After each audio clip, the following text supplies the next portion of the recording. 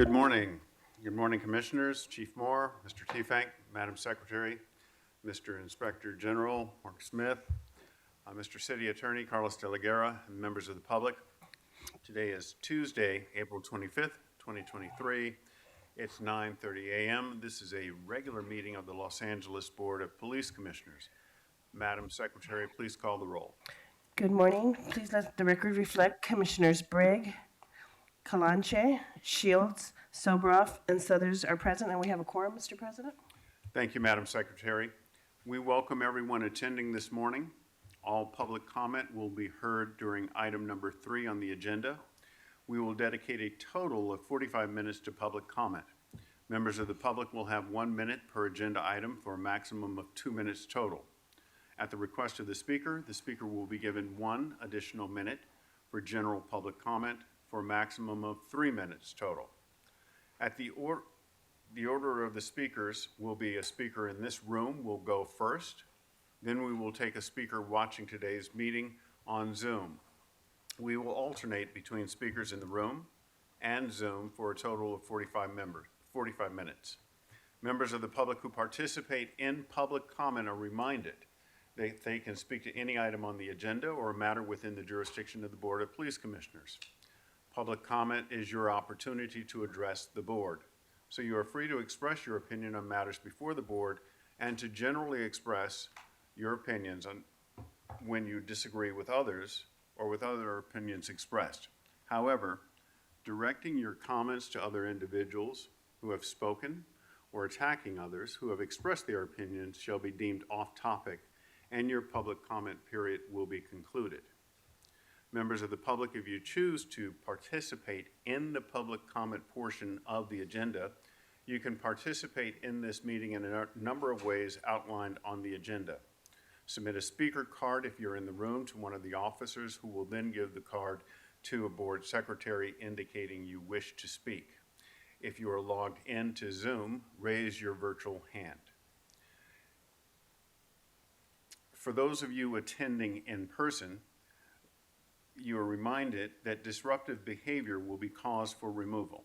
If you disrupt this meeting, you will be provided with only 1 warning to cease disruptive behavior. If you fail to cease such behavior, you will be removed from the meeting.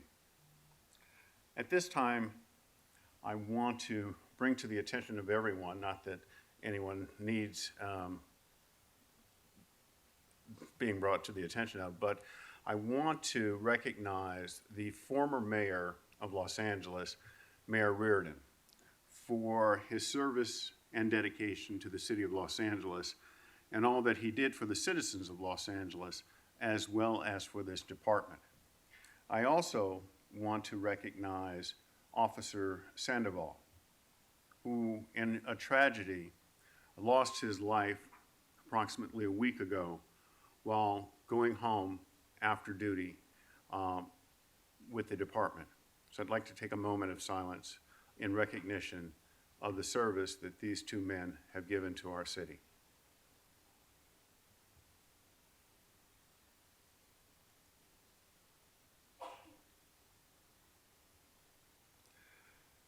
Thank you. And at this time, we're going to go to item number 1 on the agenda, the election of the Vice President of the Board of Police Commissioners. It is my honor to nominate Dr. Earl Southers to the post of Vice President of the Commission.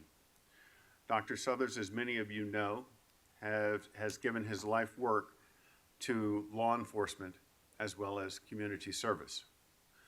Dr. Southers will be a good partner in going forward in helping to meet the city and this department meet the challenges that it faces. He's well equipped to help the department through these challenging times, and I look forward to working with him. Is there a second to the nomination? Yeah, me too. Motion's been made and seconded. All in favor say aye. Aye. Aye. Motion carries. Thank you, Dr. Southers.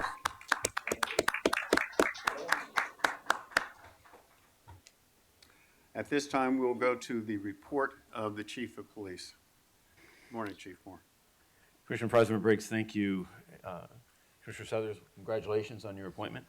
and to the remaining commissioners, as well as their Inspector General, Mr. City Attorney, and Mr. Teefank, good morning. As I do each week, I'm going to make a series of updates on various topics. Today, I will make one last update on the COVID-19 update, vaccinations. Given the manner in which this pandemic has unfolded and the steep decrease in number of new cases that have now persisted for months, the department, at the request of the commission, is going to transition to, rather than taking valuable time at this meeting, we're going to transition to reporting on these numbers on a quarterly basis, and those numbers will be posted on LAPD online. Since we last met, which is 2 weeks ago, I'm going to report both the instances of COVID cases from the 15th as of April 22nd. For the week completed of 4/15 of 2023, we had 7 additional cases. Of those individuals, 5 were fully vaccinated. On the 22nd of April, we added an additional 5, and of those, 4 were vaccinated. When we look at the overall vaccination rates for the department, we stand at just over 82% of our personnel being fully vaccinated. That's 9,777 individuals. As we look to the number of personnel that are at home, I'm happy to report there is no hospitalizations. We do have 10 long COVID cases that there was no change from the last time I reported. We continue to work to see their full recovery and return back to work. We do have 24 of our personnel that are at home recovering. That's an increase of 2 from the period of time I reported last. Moving to the next topic, I want to thank Commissioner President Briggs for taking the moment, both for Mayor Reardon and his passing this last week, as well as the tragic and sudden death of Officer Balmer's Jerry Sandoval. Mayor Reardon, on his election as mayor, I was a sergeant, then transitioned to lieutenant and captain during his tenure, and I wear a emblem on my uniform each day that is part of the Public Safety Alliance, a blue ribbon that he created with his arrival in raising needed funds, both for staffing as well as for a marked improvement in our technology and equipping the department for the first time with desktop computers. As weird as that sounds, it was more than a novelty at the time. But his support of the men and women of this organization allowed this city to turn a page into a new era of safety, and I was honored to have known him and respected his dedication, his life of dedicated service. Tragically, on April 15th, early Saturday morning, Officer Jerry Sandoval, a vice officer working Central Area, was on his way home when tragically he struck the rear of a stranded and stalled semi-truck in his vehicle, and unfortunately resulting in his death. He was a well-respected individual, person that was actually staged to be promoted soon to sergeant. He would begin sergeant school. He would have begun sergeant school on May 1st. Tragically, he leaves behind a wife and 2 young twin boys. I want to thank the Central Area. I want to thank the leadership of that command, as well as the rank and file, and as well as the entire department that is surrounding this family during this difficult time. Services are pending, and we will continue to support this family through this grievous loss. Moving to a more uplifting remark, that is on May, the mayor had her State of the City address on April 17th, which I attended. And with the mayor's announced budget, I am appreciative of her efforts to support the men and women of this organization, to support its needs in technology and equipment. Her budget, as proposed, supports the rebuilding of the department, including a full hiring of sworn personnel, with an ambition of hiring 60 recruits every 4 weeks. That would add to our ranks almost 200 personnel when we calculate the attrition rate that we have. And critically important also is her support of our communications operators and our custodial custody services personnel and other administrative positions that more than 250 of those positions would allow us to, again, to rebuild this organization. It's critical needs to provide services throughout Los Angeles. What this also, though, will require is that for the department, for us to be the best recruiters in America. We are dealing at a time with unemployment near zero and a very competitive job market for both our sworn as well as our civilian professional classes. And so the task before us is to ensure that our marketing and outreach, which the mayor's budget does provide for, is state-of-the-art and conveys the message of the privilege and also the benefits and availability of what this position can hold. Secondly, that we have incentives for our personnel in regards to both sworn and civilian. And then lastly, and as critical, is that our process improvements be improved so that we can hire qualified applicants in a very reasonable period of time, in weeks and months instead of the current process, which is quite extended. Next topic I'll talk about is a non-tactical unintentional discharge and then an officer-involved shooting that did not involve a hit. Regarding the non-tactical unintentional discharge, this occurred on the 16th of April, where at about 6:15 at night, an off-duty police officer assigned to the Rampart area was in the men's locker room after concluding his shift. While conducting an inspection of his backup weapon, a non-tactical unintentional discharge occurred. One round was discharged into the base of his department locker, striking a cellular telephone. Fortunately, no one was injured during this incident, and pursuant to our protocols, Force Investigation Division responded and will conduct the investigation into this occurrence, and that report investigation will be brought to me and eventually will be forwarded to this commission. Second critical incident was an officer-involved shooting which did not involve a hit in the North Hollywood area. This happened on the 22nd in the early morning hours, about 2:40 in the morning, when North Hollywood Division uniformed patrol officers responded to a radio call of a burglary suspect there now at the apartment complex located in the 6200 block of Beck Avenue. The officers arrived and were attempting to locate the victim's apartment when they observed a damaged window screen on the ground, and the rear window of what later was determined to be the victim's apartment was ajar. They peered through the window and observed suspect, later identified as Ricardo Cervantes, a male Hispanic, 26 years, and the victim, a female Hispanic, 31 years, inside the victim's apartment. Upon seeing the police, Cervantes immediately ran out of the front door. The officers went to the front of the apartment complex and observed Cervantes in the hallway. Cervantes turned and ran back towards the victim's apartment. Officers chased Cervantes and approached the victim's front door. They observed that the front door was ajar, and as one of the officers illuminated the interior of the apartment with his flashlight, he observed Cervantes inside the living room. An officer-involved shooting occurred at this point. The officer fired one round, missing Cervantes and striking the ceiling. Cervantes dropped the set of keys that he was holding in his hand and was ordered out of the apartment and taken into custody. Further investigation revealed that the victim and Cervantes were in a former dating relationship, and that Cervantes did not live or reside at the victim's apartment. Prior to the arrival of the officers, Cervantes and the victims were involved in an altercation where allegedly the victim suffered an injury, and officers observed a visible injury to her at the scene. No one else was injured during this incident.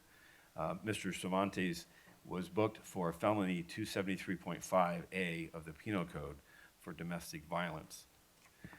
That officer-involved shooting represents the 7th officer-involved shooting this year.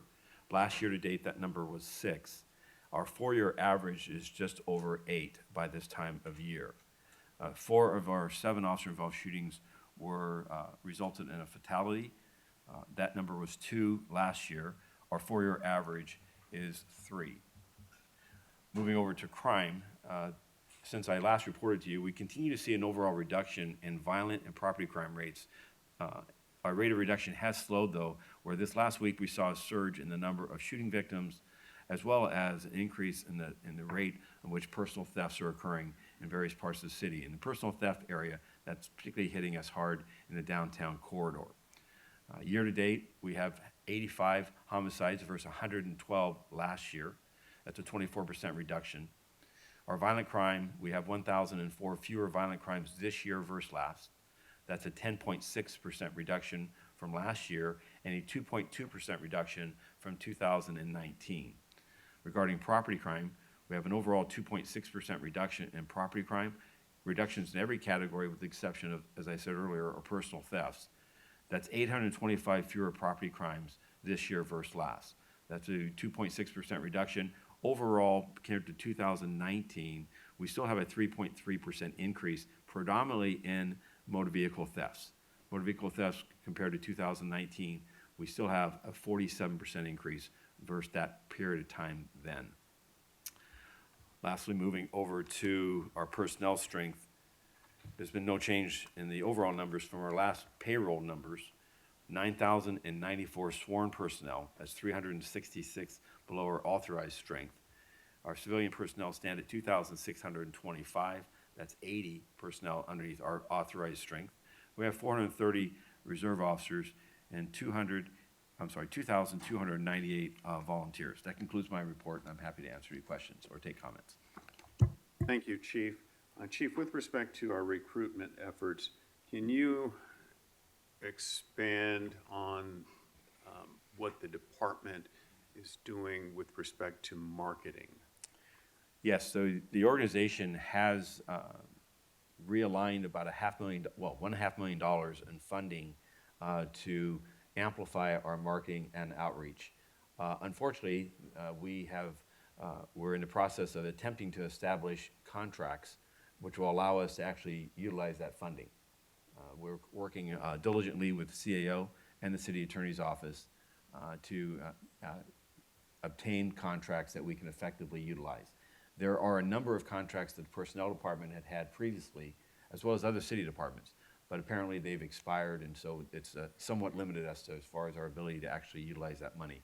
As far as our other outreach, we of course still have our existing social media accounts, as well as our media relations, our outreach efforts with our recruitment and employment division, both in social media, but also, and importantly, outreach to local universities, colleges, vocational centers, community outreach, town hall events, recruitment fairs. Those are ongoing efforts that we have to identify qualified applicants and encourage them to pursue this profession. Thank you, Chief. At this time, Commissioner Clanche, any questions for Chief Moore? I do, thank you. Chief, about recruitment, can we get, and I know this is tricky because of some of it's done in personnel department, but can we get a report on how many applicants don't make it past the background? Yes. So of those that applied, obviously there's like those that passed the examination and then we start the background, right? Which includes looking at debt, looking at other, the polygraph. So it's a 7-step process. Uh-huh. And so the initial application or personal history statement, and then there are psychological, medical, a field investigation of a background, a polygraph examination. So each of those steps, we are more than happy to come and report what I'll call is the attrition, where along those steps we lose out candidates. Mm-hmm. Approximately overall, out of every 100 applicants, approximately 5 will qualify for the academy. Yeah. So I'd like to see if there's any trends in like a certain candidate that is not making it, past the background check. Thank you. I think that would be super enlightening and would help us with recruitment efforts, and also to see what bottlenecks or what challenges that we create internally for candidates to make it. Happy to do that. This is a laser focus of Mayor Bass. It is an ongoing conversation with her and I in regards to where those bottlenecks are, or are any of the processes having a disparate impact on Right. what would otherwise be a qualified applicant. So we're closely examining those, and again, it's happy to have a group from our recruitment and employment division come and can discuss with you what our experiences have been, as well as what our steps are. We continually work with personnel department, for example, to identify where we see backgrounds that people are being given a soft denial on a financial issue. Right. For a background. We recognize people are looking to have a job, and that payment histories and so forth. We do want responsible individuals who act with integrity and act responsibly with living within their means. But at the same time, we recognize, particularly in the aftermath of this pandemic, that many lives have been taken off track because of employment difficulties and other challenges. And Right. so we want to hire individuals based on a whole person, and we want to hire them that exercise good responsibility, but we also want to make sure that we're not nitpicking on someone who failed to have perhaps their license expired, or they went for a period of time where the vehicle wasn't registered. If they've fixed those things, then we need to move forward with those Right. things. I mean, even anecdotally, like I've heard that, like someone doesn't have work experience, but they have a college degree, Yes. right? So that doesn't make sense, that they got into college, completed college, but have no work experience, so therefore they're disqualified, right? Or I've heard like if you have there's like a debt ratio that we use, and there's like student loans and stuff like that. So that's what I'm getting at. Like, what are those barriers that may not be, maybe at this point in our juncture, like aren't like the best, ways to evaluate a candidate? So I'm confident that our people have realized the real world scenarios that you've described, and that we are not stopping individuals because of a lack of work experience, but yet they've accomplished college attendance, that they have otherwise demonstrated their responsibilities. We have many recruits that we see at graduations regularly, that their first job is this department. They've gone to college, they've spent their time investing in their education. Others that have spent time in the military, and others that have moved from job to job as they've struggled to make ends meet, sometimes having 2 or 3 jobs in order to make those financial obligations, and don't have college. So in congratulating those as members of the organization, I believe that those are not the impediments, but I also recognize folklore, and that people will take a rumor about what is an impediment, and I look forward to us having an opportunity to sit and address those. Thank you. Thank you, Commissioner Kalanche. Commissioner Sobroff. Sure, on the same lines, two grass is greener questions, Chief. Are we getting any comeback officers returning to the department who have left the department feeling, oh boy, maybe I should go to another department that's closer to home and this and that, and then after having that experience, determined to come back. And same thing with people who have voluntarily retired that may want to come back, that may be a ripe candidate to come back for another year. Will you talk about the? So both those are instances in which we see. First, let me talk about the recall program, commonly referred to as bounce. The city allows for an employee who separates from the city department in good standing, after a period of time, generally a month or more, that they can come back and be recalled for the services that they can offer. Mayor Bass's proposed budget provides for up to 200 of those opportunities for the department. And we're aggressively advertising to those that have recently retired, because there are job skills and capabilities that we want to ensure that these are opportunities for individuals who have recently left the organization, should they desire to come back and work for up to an additional year. There's no benefits. It is an at-will employment. And we've had interest letters that have been sent out now to some 70-plus individuals. And we intend to pursue those, as well as over the course of the next year, we anticipate as many as 600 or more individuals will be retiring from the organization. And there are inevitably individuals which I'll meet and others across the organization where the person will express a desire to come back. Perhaps take a leave for a short period of time, do a vacation they've been putting off for 30 years, but then an opportunity to come back and work during a staffing shortage that is acute with us today, feels a vital need. So again, the mayor's budget provides for as many as 200 of those, and we are communicating this and working. We'll only bring back those individuals, though, that are in good standing, that have not committed any type of misconduct or otherwise that would put them in a bad light with us. Secondly, in regards to those that have left and come back, We do have a higher rate of attrition today in the last 3 years than we have previously, about 25% higher. And as we look at those numbers, we see individuals that are both leaving the field of law enforcement profession and others that are leaving simply the department and going to either an agency in the region, many times in an outlying suburbia area that's closer to home, and then also leaving the state and still staying within law enforcement, but going into agencies and states in all directions of the compass. Over the last year, we are now also experiencing some of those individuals expressing an interest and reapplying to be reintegrated into the department, and I'm grateful for that. We recognize that turbulent times that we've been through, that there can be a sense that there's grass is greener, that opportunities abound, and that what this organization is capable of, many people believe exists throughout many agencies across American policing, which is actually not the case.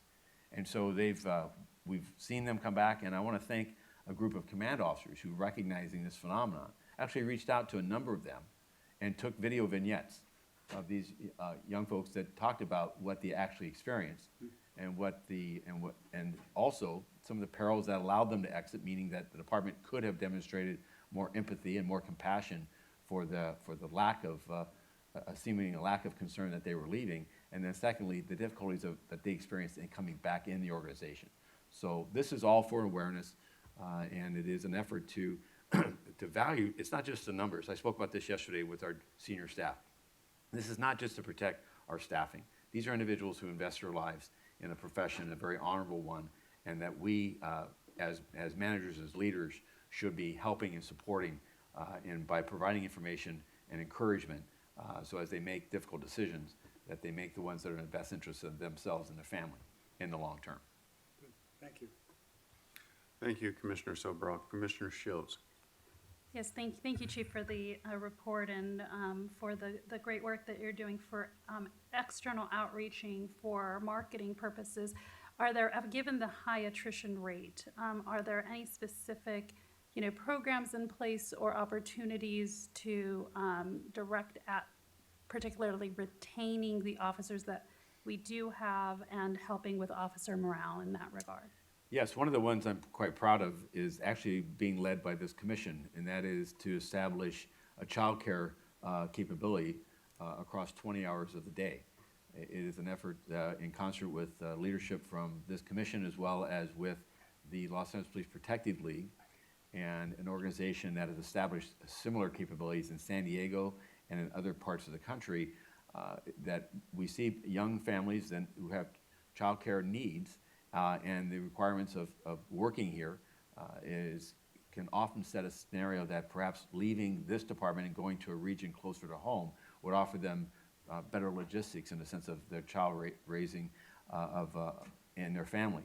So that's one of the issues that we're attempting to address. We're seeking the ability for some funding for that, but we want to offer reasonable rates of child care as well as ensure the providers are top-notch. And that's one of the issues. The other issue is that when Mayor Bass has been very supportive of this, is that recognizing that we are in a staffing shortage and recognizing the workload on our personnel and the demands of them, and rebuilding this organization will take time, is to invest in the equipment and technology. And this 831 vehicles that are part of this department's budget for this year is a high water line for vehicle replacements. More than half of our vehicle fleet and patrol are over their 100,000 mile life service or 10 years. These are conditions that can pose officers with equipment that frequently fails or falls short of performance requirements, and as well as our technology being out of date. So this mayor's budget proposes remedies in both those areas, which I believe helps the morale of the organization, as officers recognize that while we're working to restore the funding or restore the staffing to levels that we've seen just 3 short years ago, that in the interim, we're also going to do our best to ensure that the work conditions and benefits for those officers meet the needs and are competitive with those others that would be offered from other parts of the region or country. And I just had one more question, Sure. if I may. And regarding the officer-involved shooting, I understand this will be something that will come back to the commission for review. And you mentioned that the suspect had dropped the set of keys. Was there any firearm recovered? There was no firearm that was recovered, and this, by the way, for the public, this event will be released in a critical incident video with the available body worn. I watched the body worn yesterday. That body worn video, as well as the other information, will be part of that critical incident video, which I expect to be released within 30 days from the event. Thank you, Chief. Thank you, Commissioner Shields. Commissioner Suthers. Thank you. Thank you, Chief, for the report. And just to follow up again on the report request by Commissioner Kalanche on recruiting, it'll be 2 years next month that you signed the 30 by 30 pledge. And I'm just curious, as you talked about the recruiting efforts, what might we be doing different to see that we get closer to that goal of bringing more women onto the department? Well, certainly our outreach last year, which resulted in the highest number of women that we had hired in more than a decade, was 28% of our recruits, I believe, were women. So we were seeing results, but I'm concerned more recently that we've seen some decreases in that representation levels. So our playbook remains the same, and that is to ensure that the marketing effort and outreach is that we are reaching and targeting women within this organization to join this organization, that we're going to, whether it be school and other vocational settings in which women are found, if you will, that frequent, and to set the scenario of inviting them to this organization. Secondly, is preparation for those individuals, particularly preparation for the physical capabilities as well as mental aptitude, and readying them for the academy experience.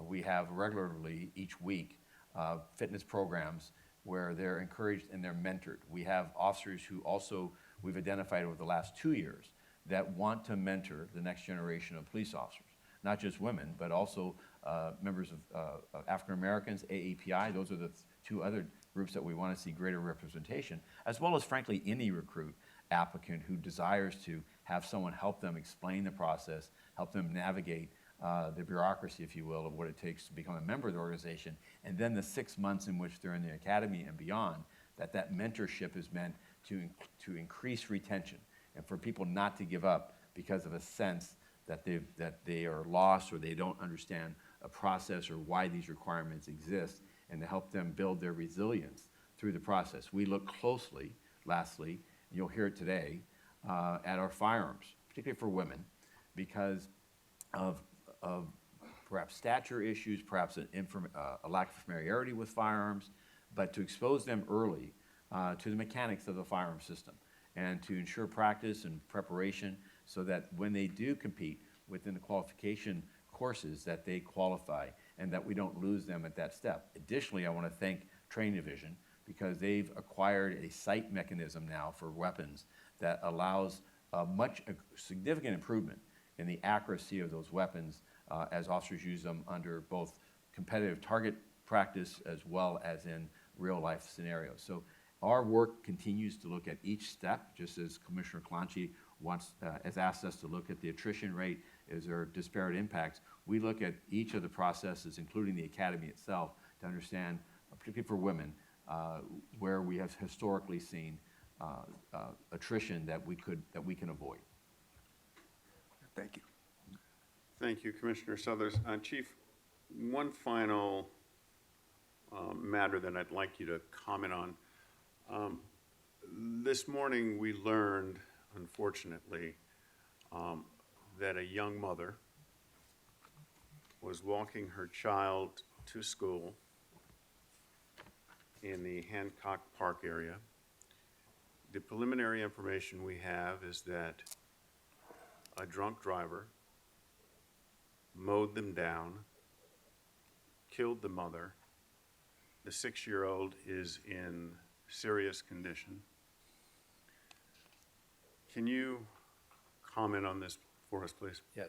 So it's very early in this investigation. We do have Deputy Chief Blake Chow is on scene. He's the commanding officer of West Bureau, as well as the commanding officer of Traffic Bureau is on scene with what will obviously be a very intense investigation. I can, at this early point, confirm that we do have an individual in custody that we believe is responsible for this accident.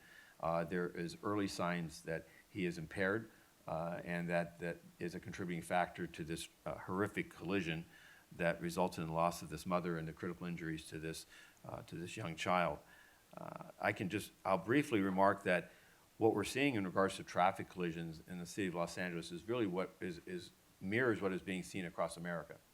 Is that with the onset of the pandemic and the years after, as we exit the pandemic, the speed in which people are driving their vehicles, the distractions in which individuals are involved in social media or other phones or other things, as well as most recently an increase in DUI-related collisions, particularly in our fatal collisions, is troubling. We do regularly work with support grant funding as well as the number of personnel we have assigned to the traffic function, pursue to identify those that are driving impaired and to arrest them and to prosecute them. The perils of this, of course, is it shows at 8 o'clock in the morning, a time when one would normally not believe that such impairment occurs, that is, in reality, it is a 24-hour-a-day problem. It is a situation that, to give you some quick statistics, as of the 15th of April, citywide, we've had DUI-related collisions, 10, versus 5 that were fatal last year. And when we look back to 2019, pre-pandemic, the number was 10 fatals versus 6 the same period the year before, or 2019. When we look at the overall pedestrian fatals as well, this year we're essentially flat with 48 pedestrian fatals versus 50 last year. But when we look at 2019, it's 48 fatals versus 43. That's a 12% increase from 2019. So our challenges remain here, both in enforcement. The department does commit of municipal agencies across America in policing one of the highest numbers of personnel to the traffic enforcement function to identify just these type of drivers and to hold them accountable for their criminal acts. But we also are committed to working with DOT for engineering changes, as well as education and awareness. And part of that awareness is just seeing today to bring attention to such a tragic circumstance of a young person attempting to go to school with their parent. Thank you, Chief. At this time, we're going to go to public comment. I will note that item 5B has been taken off today's agenda and will be on next week's agenda. Madam Secretary, please call on the first speaker. The first speaker is Jonathan Foster on the Chief's Report 5A, 6B. Let's just pause.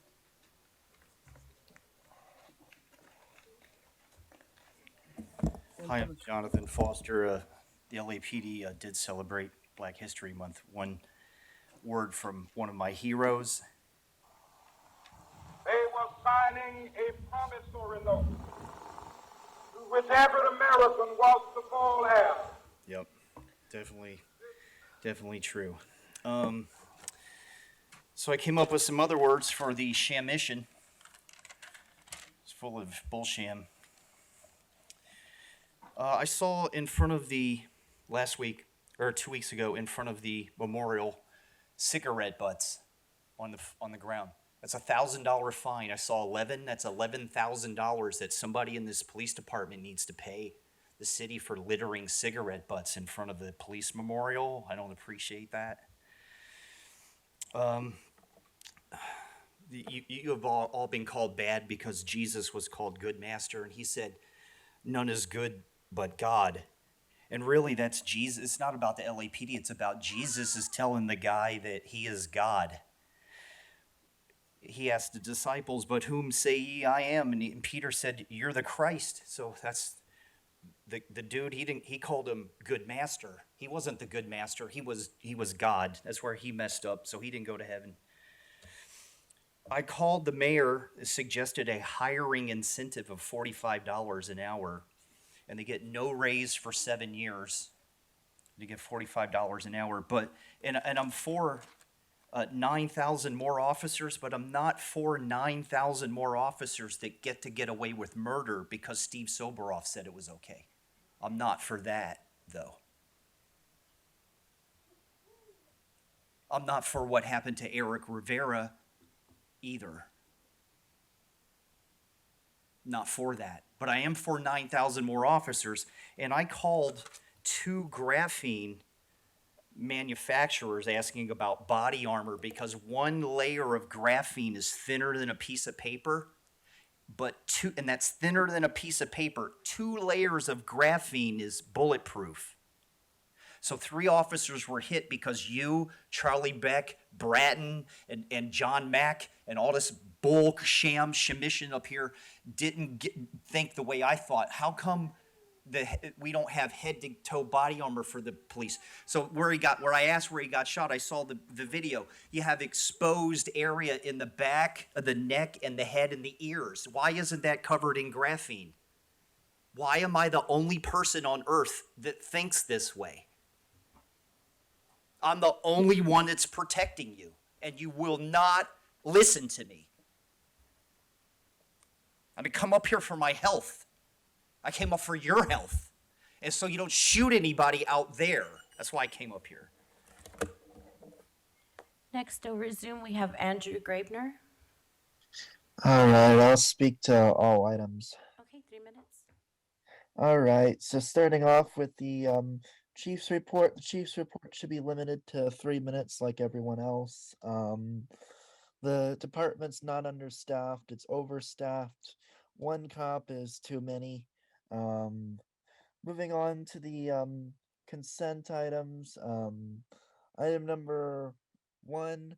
What is the police concert band? Why does the police have a band for concerts? Like that's just like I mean I guess it just contributes to the usual thing that you all think you're like some military, but of course you actually pretty much are, except that you're a military that's fighting against the people, and so that makes it even worse. Yeah, so I see multiple donations from the police foundation. This is backdoor donations that the people did not approve. The people do not approve of funding to the LAPD. We want defunding and abolition, and this is just a backdoor way for corporations to give even more money and equipment to the LAPD. I'll remind everyone that this is like the Atlanta Police, the Los Angeles Police Foundation is the LA equivalent of the Atlanta Police Foundation, which is funding Cop City in Atlanta. I see there's like a horse. The police having horses is abuse to the horses. The horses should not be forced to be cops. Um, pick up the poop from the horses. The cops don't do that. So no horses to the cops. Um, yeah. So I just like to say that I'm calling in here. And I'll just note that you have a bunch of white supremacist Nazi sympathizers over at City Hall who arrested someone for standing up to someone holding up a swastika sign in the rotunda. Um, so you have cops that are upholding Nazi behavior in City Hall. I saw someone doing it on I don't know if it's the same person, but the person seems to be in your own room now. Um, so yeah, so just note that this is kind of the environment you're creating. Um, and I don't know why Errol Southers was chosen as the vice president without any public comment. No one asked him for him to be vice president of the commission. Um, you should have heard public comment on that. So yeah, defund, abolish the police, and fuck you all. Okay, thank you. The next speaker is Prentice Jenkins on item 5A.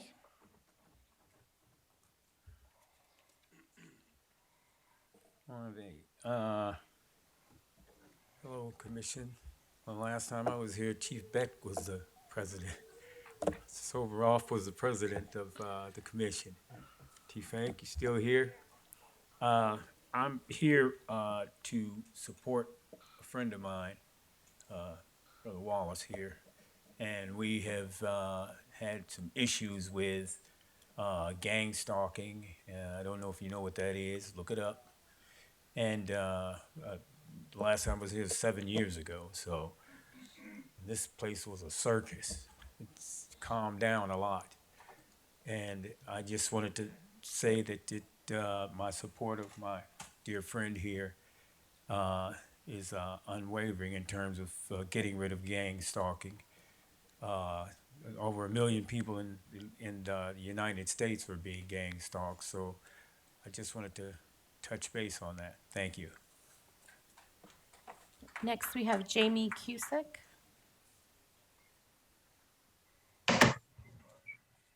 Hi, I'll speak on all items.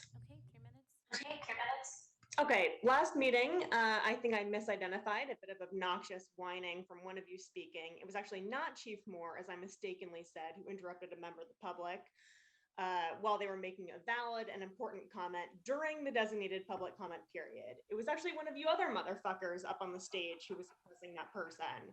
Apologies, Chief Moore. I should have realized that it couldn't have been you talking, because after giving your report, you spend the rest of the open portion of these meetings completely clammed up, void of any intention of taking any responsibility or accountability whatsoever for the disgusting crimes against humanity that you commit week after week as head of LAPD. I think that this error says much less about my personal inability to distinguish between the different voices of corrupt, evil, authoritarian old men, and instead really speaks to the fundamental truth that we, the actual civilians who attend these meetings, understand, which is that you guys, all of you on the board, essentially are cops. LAPC is not in practice a separate fucking entity from LAPD. If you actually were the objective ethics board you claim to be, you might hesitate for one fucking second before you approve every single thing the department asks for at our expense of $8 million goddamn dollars a day. You're all the same people. You're all the same motherfuckers. Anyway, thanks, Chief Moore, for literally just straightforwardly telling us that despite all the absurdly expensive equipment, surveillance, and rigorously trained LOL officers that you have, you failed to prevent an act of domestic violence. What on earth about that story you just told makes you think, or could possibly make anybody else think, that recruiting more officers is going to prevent that exact same scenario from happening in the future? It just goes to show that you guys do not prevent crime. That is not what you're for. Your purpose as a department is to suppress Black people, brown people, and poor people by disposing of them ineradicably into the prison system, or just shooting and killing them, and to protect white property and white wealth. That's it. Also, how dare you be booking anyone for domestic violence when studies show that an average 40% of cops themselves perpetuate at least one act of domestic violence every year? Why on earth would you think that a squad of people who've been marinating in the most violent, aggressive, sexist, racist work culture that exists in this entire city would be the right demographic to send to solve a situation like that? No shit, you've seen decreased numbers of women applying to work for you, but also women cops can't solve shit like that either. Because again, that's not what you guys do or are designed to do. If you actually give a single fuck about victims and survivors of domestic violence, you would stop recruiting altogether, women and men alike. Stop whining about your fucking staffing shortage. You shouldn't exist at all. Extend public comment and let us comment after each item. I'll yield the rest of my time. Okay, thank you. The next speaker is Scott Wallace on public comment. Hi, thank you for your time today. Congratulations, brother, on your appointment. I'm here to humbly ask for some support. Unfortunately, I've been caught up in a vortex of LAPD air units, and it started with me around 16 years ago, where I was dating a young lady, and since then my life has been hell. For the last 16 years, I've had to live with LAPD stalking me and tracking my cell phone. I've spent roughly around $250,000 trying to stop it and haven't been able to do so. Got 3 private investigators that have witnessed it and have all the video. I'm currently in a lawsuit with 7 of those particular officers that I am suing individually that unfortunately ran and went and got counsel from California. The beautiful thing about my situation is that, can I get an extra minute? One more minute. Okay. I would love to get some time with you, Mr. Moore, if I can. I'd like to show you some videos, but real quick, the fortunate thing about me is I'm a man with means, and I've had the fortunate to talk to this gentleman over here, Mr. Lador, who is with the LA Times, and I've had him come out and witness it. So be free to have a conversation with him. I had him come to my house in Calabasas, where you guys sit outside my house for 4 or 5 hours a night. Got all the videos. And I've had him come meet me at a restaurant in Beverly Hills, where they came down and circled the restaurant and did their little silly thing that they do to me every day. So I've had to raise kids knowing that I had to have them close their windows because the LAPD air units are sitting outside. So this is a form of electronic lynching that is unfortunate. And I'd love to be able to show you some things if at all possible. Thank you. Next, we have a caller ending 1264. I'm sorry, if you could, just for a moment. As commissioners, if you allow me, sir, my name is Mark Smith. I'm the Inspector General for Los Angeles Police Department. If you'd like, in just a moment, I can meet you on the side. I have staff here who can maybe talk to you if you'd like to file complaints about what's happening. Absolutely, sir. Thank you. Okay, caller ending 1264, you're on. Hello? Hi, what items would you like to speak on? All of them, please. Okay, 3 minutes. Yeah, I'm calling mainly for the problem that I'm having in the Foothill Community Policing Division.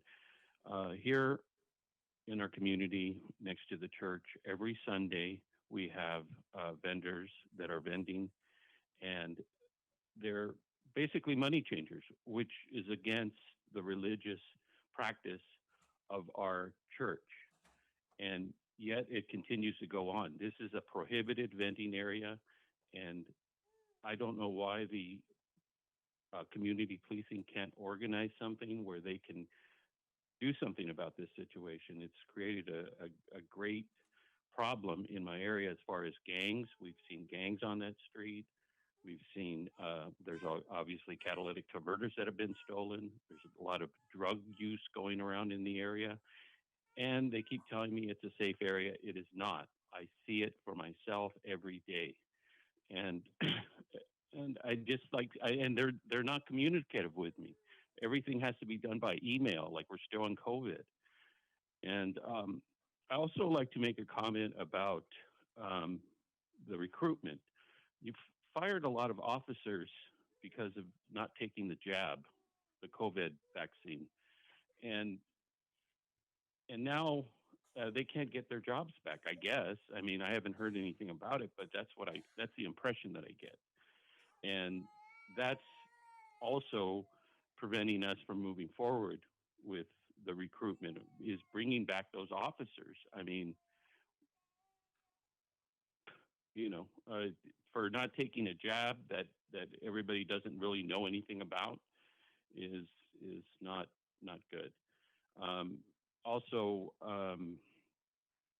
we had a catalytic converter stolen last week in our neighborhood, and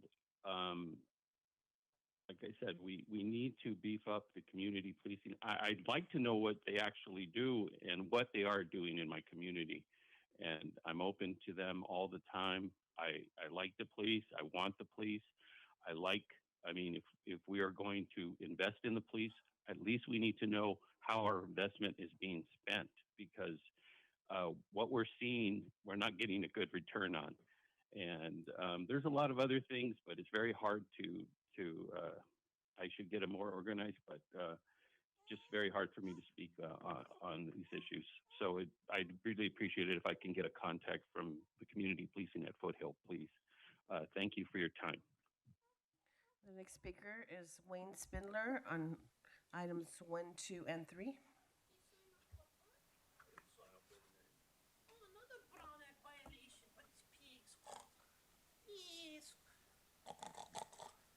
Yes, it's been a long time, my fellow pigs. Welcome to the pig house.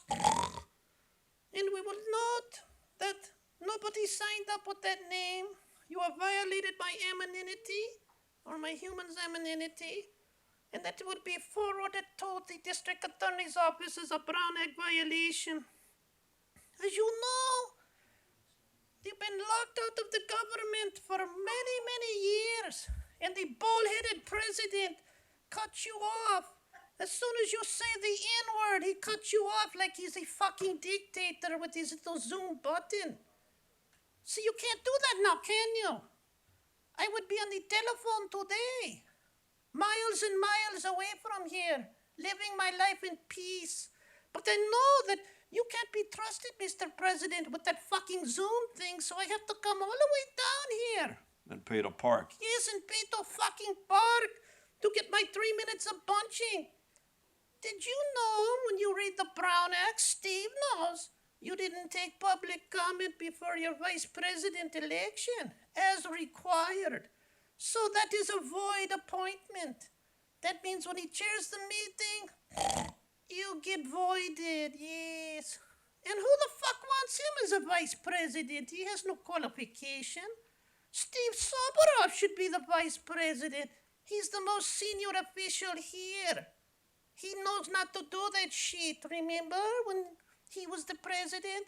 He'd sit in his chair and would take the comment on each of the fucking items. Name the number of personal liability suits Steve has. None. That's right. Because he doesn't violate qualified immunity by being a criminal like you, Mr. President. No, you just want to punch everything like a pig. I'm going to give you 3 minutes maximum. I'm going to cheat the public out of their time. I'm going to run a gauntlet across the fucking room. I'm going to hold the meeting out there in the multi-million-dollar field. I'm not going to have nighttime meetings. No, I'm going to be a regional dictator. I'm going to violate you, and if anything you say against me, I'm going to say what? You're an African American. Yes, and you're going to call him a racist, but that's not going to work here, no. So we're here to ask Mr. Moore if he can stop the gangland violations over in Carondelet and South Hoover. Yes, you know about that, don't you? The human trafficking on Rampart between 8th and 7th, and on 8th Street and Coronado. There are many drugs and women being trafficked in those fucking tents. We want it end and is committed to peace. Thank you so much. Anything else? No, we're not going to say the F word today. Oh, thank you. Next, we have T. Hello? Hi, what items would you like to speak on? All of them, please. Okay, 3 minutes. Wow, what a circus. It's amazing who you cut off in these meetings and who you allow continue. One thing I want to say that I noticed in city meetings, why don't you all have sign language for people with different abilities? None of the city meetings have sign language with people for people that are differently abled. So I definitely suggest that if you're going to talk about inclusiveness. Chief's report. Pretty disturbing that y'all responded to a domestic violence situation and y'all had a officer fired. It seems that suspect was running from y'all and you fired inside the apartment where the woman that was being attacked could have been killed, like Breonna Taylor, just firing aimlessly into apartments with people that are running from y'all. Unintentional discharge from your officers. Now, y'all want to subsidize housing for these officers in our communities. We don't feel safe. There's been a bunch of unintentional discharges with your officers, and you want them to live in our communities, and also folks that have murdered our folks that are still on the job that have not been held accountable will be living in these communities and they get subsidized. Also very problematic is that you want to spend $500,000 on marketing. That's unacceptable. When we have in the middle of a housing and a mental health crisis, 831 cars you want to replace, and you are continually driving around the city like maniacs, chasing people, causing accidents and even deaths amongst people. That is unacceptable. You know, the budget y'all are getting is $3.8 billion a year. Let's just be clear. Nothing has ever been defunded. Mayor Bass wants to increase your budget by 60 million. And that's problematic because we know you want to get into technology such as robotic dogs that cost 300,000 a year. When our Black and brown communities are being deprived of housing and healthcare and education and mental health services, and they're being over policed continually. And let's not make any mistake that our Black and brown brothers and sisters are being killed on a regular basis with zero accountability. All this is unacceptable. Y'all, no, this can't work. This commission continues to be a circus, a rubber stamp body. It's really unacceptable. Okay, thank you. The next speaker is Mr. Herman on public comment. Ma'am, did I put my name on the card? I believe I did not.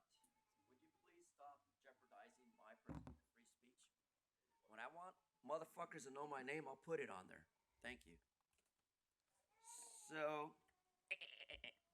So, regarding the department's report, now we go back a long ways, me and the chief of police, since I can't mention names, and I constantly revise the way the United States Supreme Courts and even sometimes the Courts of Appeals, on their opinion, believe in what is protected free speech, because some of you don't know. Like the United States of America versus Walter Edward Bagdasarian, for the record, right? Under 562 U.S. 4443. And what about the issue under the second understanding of violations of the First and the Fifth and the 14th Amendment and Article Section 2 of the California Constitution regarding enforcement of unconstitutional rules of decorum, in which Mr. William violated Mr. Spindler's right by announcing his name? Don't simplify, fags. Don't do that. Understand logic behind our reasoning. And then we go into the department's report for Metropolitan. Sir, your time has ended. What do you mean it's ended? You'd only asked for one item. No, I signed up on all items. I gave him the cards. All items. Madam Secretary. The card says item 3, which is public comment, one item. 1 and 3. And non-agenda public. That makes... We'll put one more minute on there. Well, I much appreciate that. Now, going into my non-agenda public comment. Just in City Hall, Mr. Moore, I was attacked. I was threatened. And what is the security of LAPD officers doing there at City Hall? I'm working under the Constitution and our Bill of Rights and our civil rights. But you apparently think that these unconstitutional beliefs of mine are a violation. Sober off. Turn around, sober off. That's rude and disrespectful. Because it's just a sign, bro. Sir, that is a symbol of hate. No, sir, it's a sign. It's artwork. And I'm going to turn it in as a public document for the record, Mr. William, because I know you're not going to violate my civil rights, because this is a document I'm submitting into the record along with these other documents in cases I talked about. U.S. 395-444, 1969, Brandenburg versus Ohio. Here you go, sir. Thank you. Who's going to take my documentation, All right, sir? no worries, sir. Officer, go ahead and take that. Thank you, sir. Give that to the Next, we have Javier Hermosillo. Good morning. Good morning. What items would you like to speak on? Mr. Reedy, please. Well, I'm going to wait until you have decorum there. Okay. I'm calling on a couple of items. A little bit earlier, we heard a presentation about some issues in a specific division where they were having problems that I see sometimes happen in other places as well. And I wanted to bring up a very specific issue that unfortunately the police department has to deal with. Down here in Harbor Division, we have the edge of the ocean, a place called Point Foreman Park. And sadly, people like to jump off of there and take their own lives. And I want to commend the most recent commanding officer of Harbor Division, Captain Brett McGuire, because he put together something that I think should be looked at citywide by this department, and that is the issue of people who go to certain places to end their lives, deal with difficult things, and they created an event where they tried to attract attention from all over the city because people come from all over the city to unfortunately take their lives down here, and I think that kind of action needs to be recognized and commended and looked at by others in the department because while mental health is a big issue overall in our society, it certainly taxes the resources of not only the police department but certainly the fire department, and it is upsetting, to people who don't understand why people end up taking their own lives, especially really young children. I know that there are children in our community who hear about these kinds of things happening and can't imagine why somebody would do that. And so I think it's important to look citywide at maybe very specific types of issues that draw police resources that need to be addressed on a wider range by the city and reaching out to county partners, mental health, etc., and try to assess ways of not only addressing them but also understanding and appreciating the resources that it takes from the police department, from the fire department, etc. The other item that I want to comment on is the issue of free speech. And while I'm certainly an advocate of free speech, Mr. Chairman, you and I've had the pleasure of talking a couple of times at outside events, but this profanity, this free speech profanity that goes on is unnecessary. It's counterproductive, and I've been to a lot of public meetings, but rarely have I seen one that was so much profanity is carried out and accepted. And if there's anything you can do about that, sir, I'd appreciate to bring some more decorum. Thank you so much. Okay, thank you. And the next speaker is Darren Kemp on public comment. Good morning, Chief. Good morning, Commissioners. I'm a 32-year retired probation officer. Just simply have a question. What does it take to get a 30 or 20-minute meeting with you? I'm trying to get an item on the agenda at the council meeting over here. It has to do with public safety. Simply will free up a lot of your resources so that you can do more critical police work. It'll promote public safety with the population, and it will also create a revenue source. Okay, sir, if you'll meet with officer over here, he'll take your information, and we'll make sure we have a follow-up with you. Okay, thank you very much. Thank you for your patience. Okay, next we have Philip Tabby.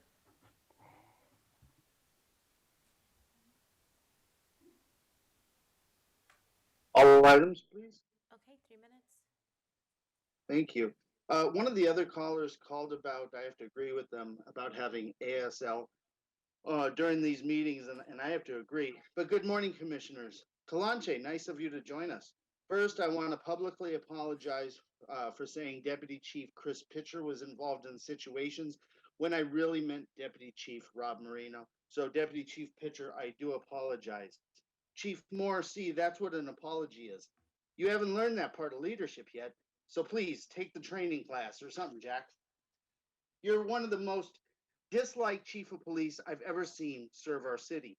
We will not let go that you moved Smith and Contreras for reporting public corruption to the FBI. I do hope that is a still open investigation. A third of our city council has been indicted or even stepped down for racist remarks. Mike, these are the people you like to dance with, but you tell us it's just you're taking input from city council. Did Monica Rodriguez call you up last week or so to discipline 2 CSP officers? She's the only one who tries to run our LAPD, and you, Mike Moore, are a weak person for letting her control you. Los Angeles deserves better. But it was Deputy Chief Rob Marino who recommended the transfer and demotion of Smith because of a small complaint from a sad gang officer. It was Marino who glossed over a misogynistic complaint that involved a woman command staff member. Mike, you take advice from the wrong people. And why the hell was Liz Rhodes at the last commission meeting receiving compliments from you after Mayor Bass announced there will be an investigation? Next topic, why is there only one public comment posted for today's meeting? I know for a fact that more comments were submitted. The commission emailed back. Did you not post it because you didn't like the comment saying, why have the public comments been erased for 11/1/22? Commission emailed back saying it was a small clerical error. But we told you about this a month ago. And I just found out 3 female officers just left for other departments. You know, how's that 30 by 30 going for you?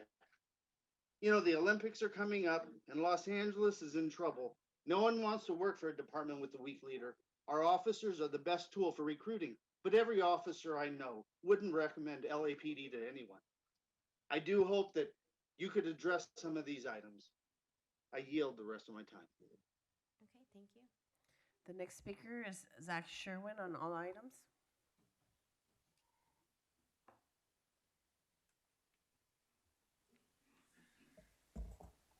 Chief, my favorite part of your report was when you talked about going to places to recruit where, quote, women are found.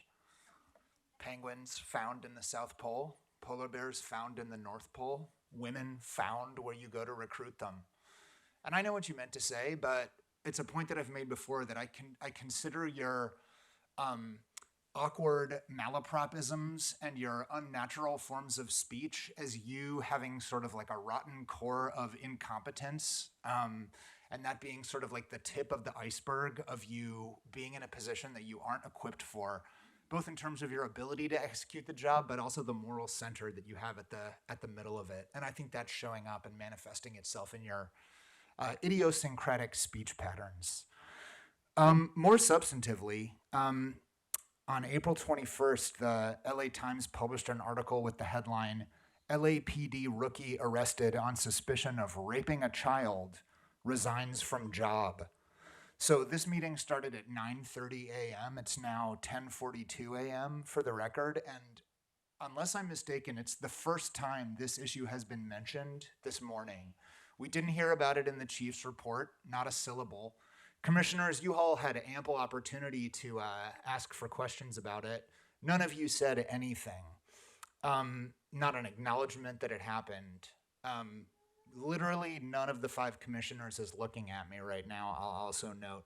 What reality are the 5, oh, now 3 of them are. What reality are you living in? Do you think that you are doing your job as the citizen's voice in police affairs by letting this meeting go for an hour without pressing the chief on something that, oh, I don't know, might be of interest to the people of Los Angeles?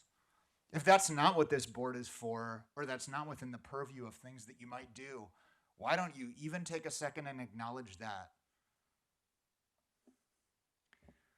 Marketing, social media, $500,000 for more marketing.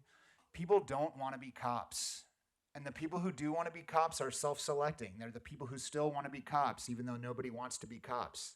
And that's who's out there dealing with the most heavily over-policed communities in this city: Black people, brown people, poor people, and so people are going to keep getting killed and hurt. I'll spend the rest of my time talking about what a charade this board is. Before the pandemic, we would hear each agenda item presented on, and then we would have an opportunity, 2 minutes per agenda item, to respond to each one individually. That's the way that it used to go for years.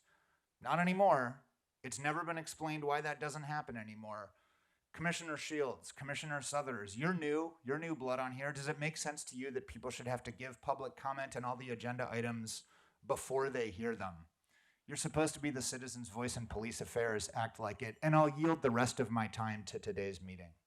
Next, we have Steve Rogers.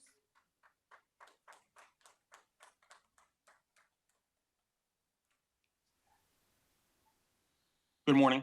Good morning. What items would you like to speak on? All items, please. Okay, 3 minutes. I'd like to start off by offering my condolences and sympathy to the friends, family, and LAPD family for the passing and the tragic accident of Officer Sandoval. And also make note of Mayor Reardon for his service, sympathy and condolences to his family and friends. Just for the record, I know when I'm talking, I don't see the clock up. I'm not sure why. I see just Steve Rogers in front of me on the screen, and I really don't need to know my own name. I do know it, but I would like to see the clock. And speaking of what goes on at the commission meetings, a couple of things. One is, and people have commented on this on, week after week. It would be good if we could actually hear the presentations and have public comment after the agenda items. For example, I believe we're having an agenda item on the Senior Lead Officer Program. Maybe it would be good for people to hear about it and then be able to make their comments. The format of this meeting has great restrictions, and we have to try to, work through it. I know at one time, you did actually mention the person to speak on deck so they could prepare and be ready. So I'm not sure why these things happen without any explanation, why they change. So I'll go very quickly. The incident in North Hollywood with the shooting, you might want to consider having laser sights to augment the sights on the weaponry. In a low lighting situation and for the psychological effect, a red dot on a person's torso can make a real difference. Consider it. I know there are traditionalists that might be against it, but you as a police commission, you speak for us. You want to try to reduce and de-escalate situations, that might be one way to do it. Also, we really don't need to hear, Chief Bendini, we don't need to hear about the non-tactical, accidental, negligent discharges. If you want to put that someplace on the internet, on the lapdonline.org, that's fine, but you're really wasting our time with that and giving ammunition, pun intended, to the opponents. I am pro-police. There are a lot of great police out there. They need to be supported. We do support them. Just because you only hear a few voices on a Tuesday morning at 9:30 doesn't mean that the vast majority of people support the LAPD and law enforcement. But we need better community policing implementation. We'll be talking about those meetings. Those meetings should be happening every month. Every division has a basic car. Where are the senior lead officers? Where are the regular meetings? Where's the communication? It's a force multiplier to have a healthy community policing relationship. You rely on the public relies on the police. There are people here who are ideologues that try to put a divide between us. That all is ideological. Public safety is not ideological. It's reality, and victims are reality. And with the COVID. Okay, thank you. And the next speaker is Jason Reedy on all items.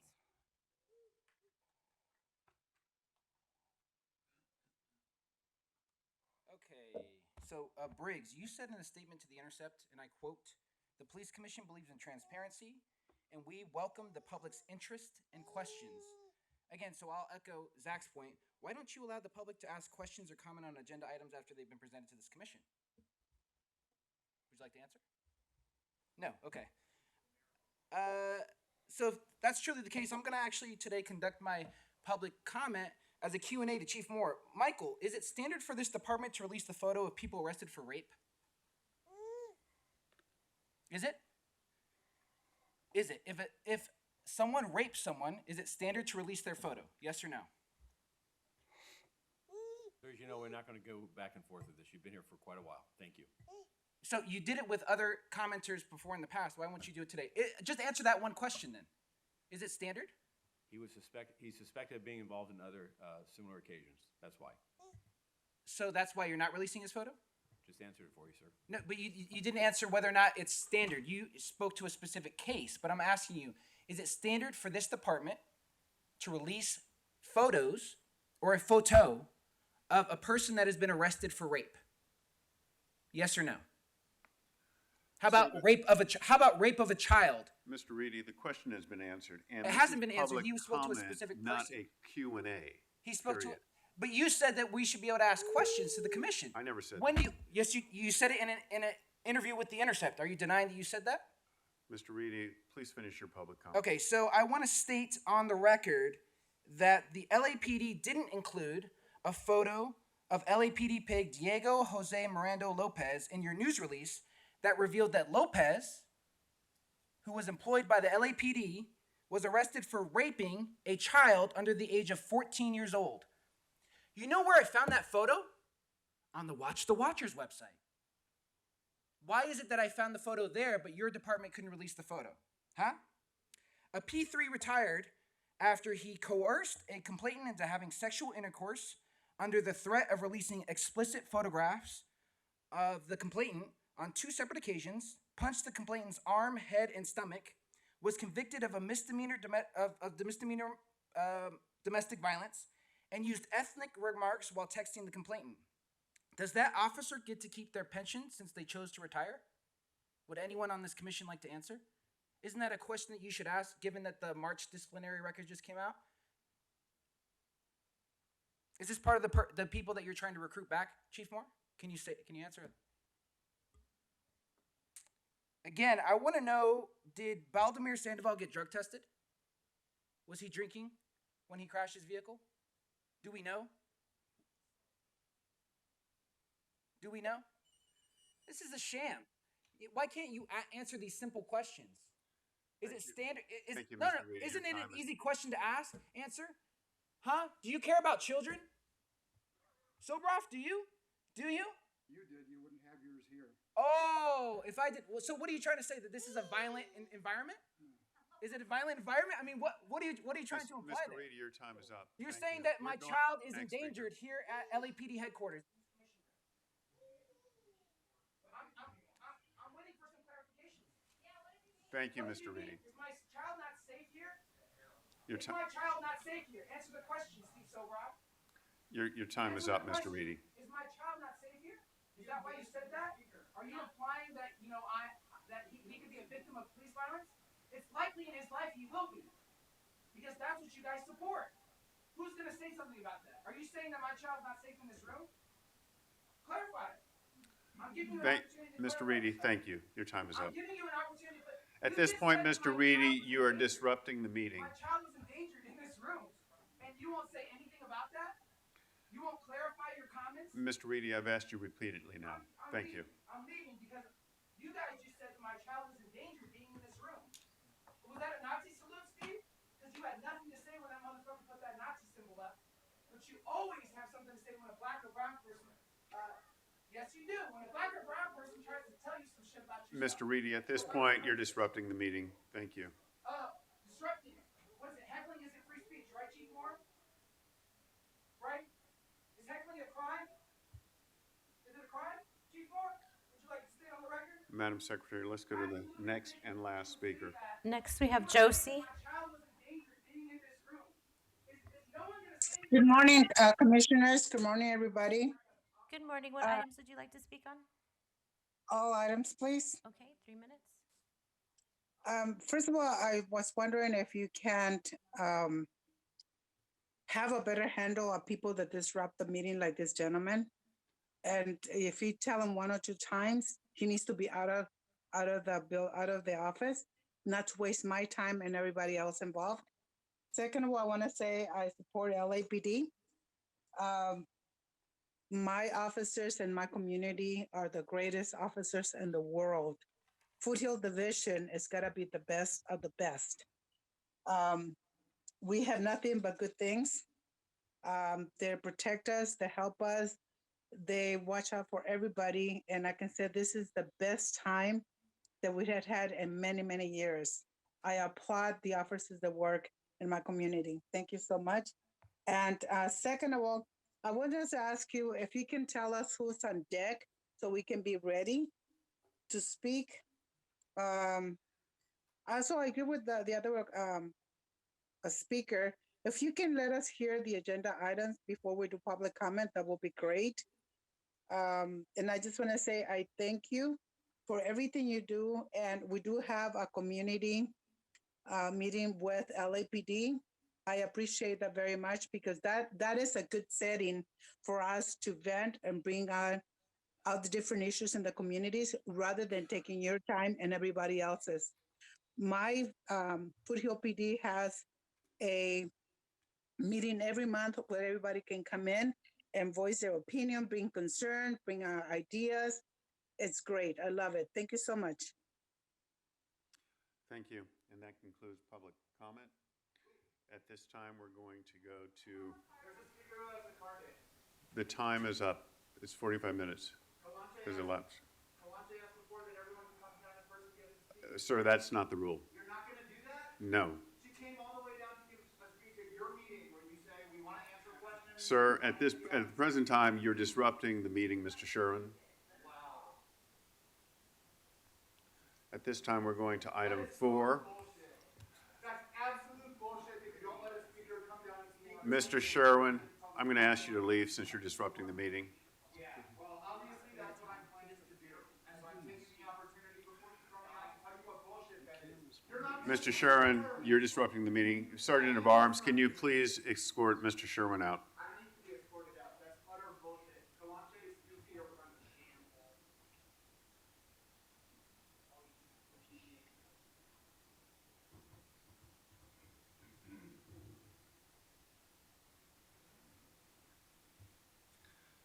This time, we're going to item 4 on the agenda.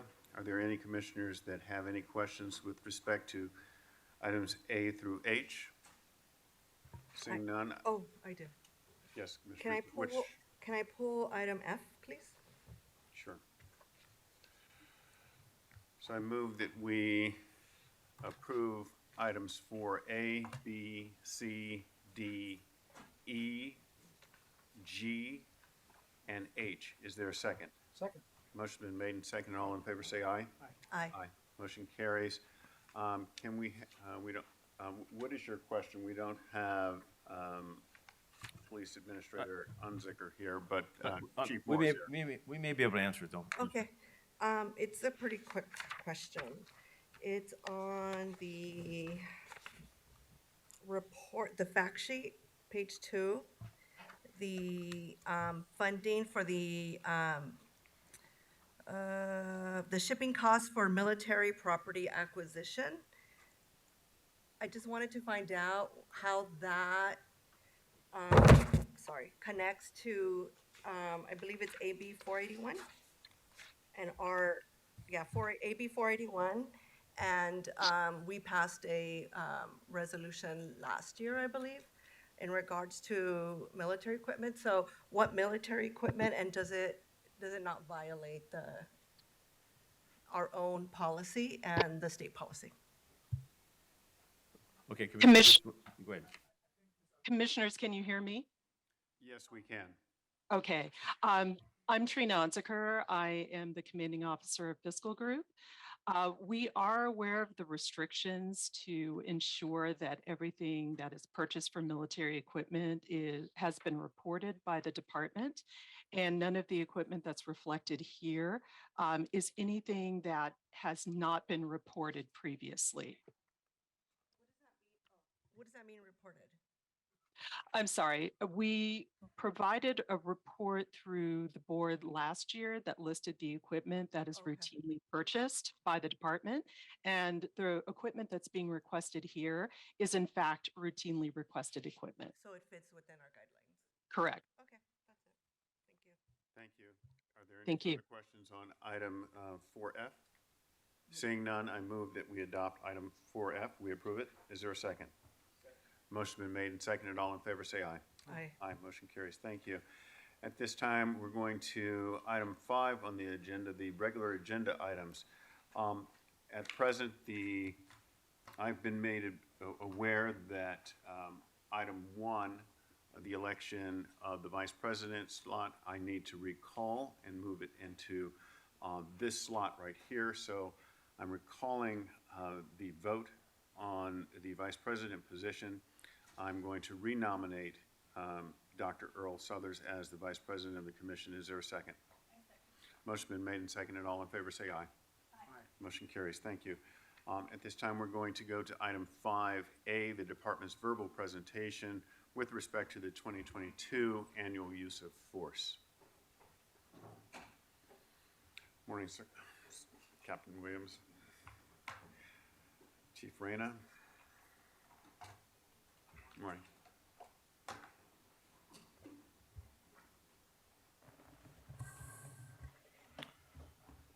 Okay, good morning, Commissioners. Mr. T. Fink, Chief Moore, Inspector General Smith. We're here for the follow-up to the department's April 4th presentation of the annual use of force year-end review. With me today is Deputy Chief Mark Reyna, Commanding Officer of Training Bureau, to answer any questions you may have with regard to training, as well as Commander Stacy Spell, the Assistant to the Director of the Office of Operations, to answer any operations-related questions that you may have.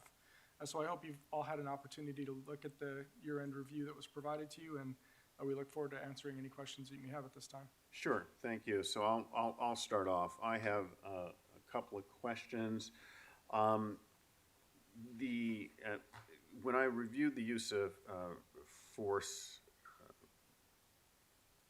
report, first of all, I want to commend the department on putting together such a comprehensive report that's chock full of data. Some of the data points that I do want to talk to you about, however, are the firearm qualification statistics. To that point, I want to get rather granular with you, if you don't mind. And that is, we know the number of officer-involved shootings. We have that statistic. But with regard to the number of officer-involved shootings, what is the number of rounds that do not hit a suspect versus those that do? And can you speak to that from the level of training that officers receive and the type of training that officers require? Thank you, Commissioner. So I'll speak to the statistical aspect of that and then turn it over to Chief Reyna to talk about the training elements. So a couple of things. So in 2022, the hit percentage on all officer-involved shootings of all rounds that were fired was 31%. I believe there were a total of 216 rounds total that were fired, with, I believe, 68 of those rounds actually striking the subject. I did a pretty deep dive into this because I anticipated this question coming up. So I went back 11 years, looked at all the data that we had with regard to rounds fired, the average number of rounds fired per incident, as well as the average hit percentages during that period of time. And it was pretty interesting what I learned. So over that 11-year period, we're talking about 2012 through 2022, the average number of rounds fired per year was 321. And again, in 2022, our number was 216. So we're well below that 11-year average there. Also, the average rounds fired per incident over that 11-year period was 8.9, compared to 7.0 in 2022. So again, well below that 11-year average. And then the average hit percentage over that period of time was 28%, which is compared to the 2022 number of 31%. It's notable that in 2021, I believe, the hit percentage was 46%, and that was the highest hit percentage we'd had over the course of that 11-year period. But, I wanted to look at some of the other data related to rounds fired, to look at some outliers, right? And so what I found that is in 4 of the 31 officer-involved shootings in 2022, 4 of those incidents accounted for 40% of all rounds that were fired in all officer-involved shootings last year. 86 rounds total fired in those 4 incidents out of 216 total rounds fired. Just some data related to those 4 cases. In each of the 4 cases, the suspect was armed with a firearm and pointed that firearm at the officers. In 2 of the 4 cases, the suspect actually fired his weapon at the officers. And then in another case, the suspect discharged a round from his gun, but it was unknown based upon the investigation whether the suspect actually fired a round at the officers or whether the gun just discharged. So when you remove those 4 incidents, right, and you look at the remaining 27 officer-involved shootings and the rounds that were fired in those, it brings us down to an average number of rounds per incident of 4.8, which is just slightly above the 4.7 that we saw in 2021, which was the lowest number that we've seen in the last 10 years. So I don't say that to minimize the number of rounds that were fired last year or the hit percentage or the average per incident, But from a statistical standpoint, it doesn't appear to be as problematic as it may seem on the surface. You're looking at that from a national perspective, correct? Well, Where does Los Angeles, well, No, let me they- ask the question. Where does Los Angeles, in terms of its hit percentage, sit with regard to the national law enforcement? Yeah, so there's not really any data on that. We don't have, at least that I've found, any data nationally on hit percentage, because it really depends on, those departments and what they choose to report. So to get any consistent statistical information, we can't really glean that from a national perspective. We have to look internally at what we've seen over the course of, like I said, the last 11 or 12 years since we've been keeping this data. And Commissioner, that's been an effort for us since this first report in 2015, is unfortunately the standards across American policing are not anywhere near the intensity of what our work is. We struggle to simply find the number of officer-involved shootings other agencies are involved in, to get the number of rounds, the number of officers that are rounds, the hit ratio. When we have looked at this over the years, there have been one-time instances in which our hit ratio is actually higher than what are the norm. And we have attributed that to the intensive training and ongoing frequency of officers qualifying in regards to their weapon system. And of course, we're available. I think this line of questioning is going to go into what is the training, what is the frequency of that training, and what does it look like in compared to. That's exactly where I was going, Chief. So with respect to that, what is the percentage an officer is required to have in order to qualify?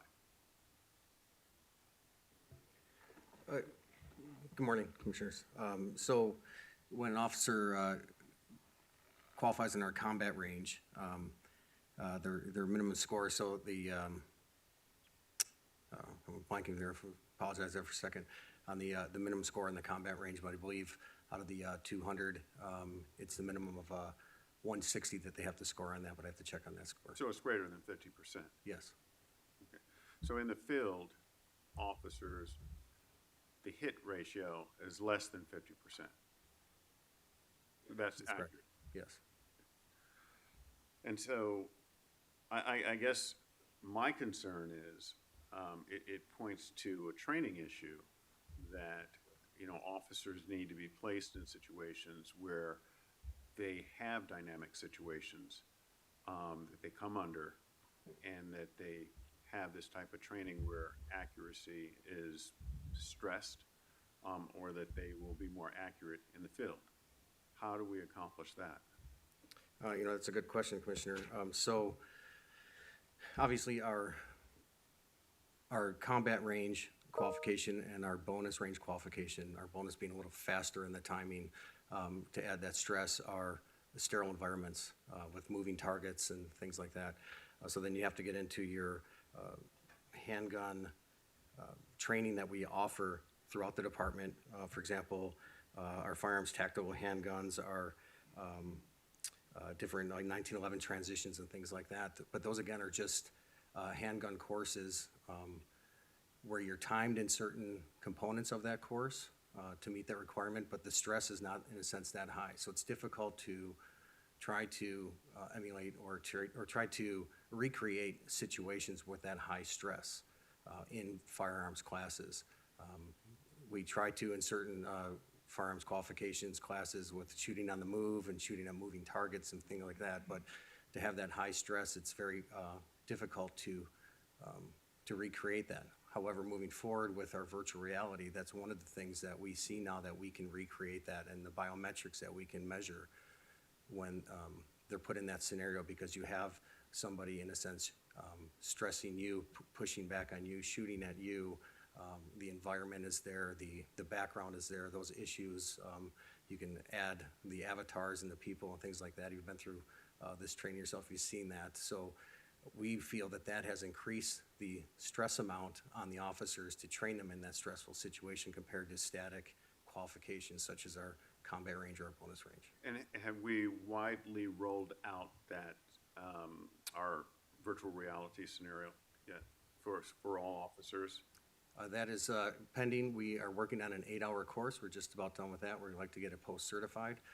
That's going to incorporate all sorts of situations of suicidal subjects, our de-escalation tactics, active shooter situations. We're trying to touch on everything in there, and then after each scenario, debrief that with the officers, discuss it, play back their video, their biometrics, talk about different angles that they can see on the computer screen of where they were shooting, where they weren't shooting, things like that, and how their stress level and pulse rate went up during those situations. That course is just about done. We have to like to get it post-certified and then roll that out department-wide. Thank you. I have just one more question or area that I'd like to discuss before I turn to other commissioners. And that is, I looked at the violent crime data. I'm going to say that I was extremely concerned, me personally, extremely concerned about the data that I saw in terms of our black and brown communities are the greatest affected by what appears to be violent crime. And, you know, I struggled for an answer. Is the answer more policing in the communities? Is the answer what, you know, we hear on a weekly basis from those who come into the Commission on Public Comment to put more resources into the community, but they're vague about what type of resources need to go into a community in order to quail the violence that we're seeing. And so I want to ask you, because you're the professional law enforcement here before us today, is there an answer? I know that we have leaned up Community Safety Partnership Bureau in some of the communities that are most affected by the violence that this report underscores is occurring in the communities. Is there anything else that the department can be doing? So let me walk in. I think these gentlemen are walking in prepared to talk about officer-involved shootings and not the dynamics of social decay and the instances of the disparities of the impact of violence within our communities, particularly communities of color and those communities that are most socially and economically disadvantaged. What is important for us is that we recognize that this shared responsibility for this circumstance is all of us as Americans. Policing has a role in this, absolutely.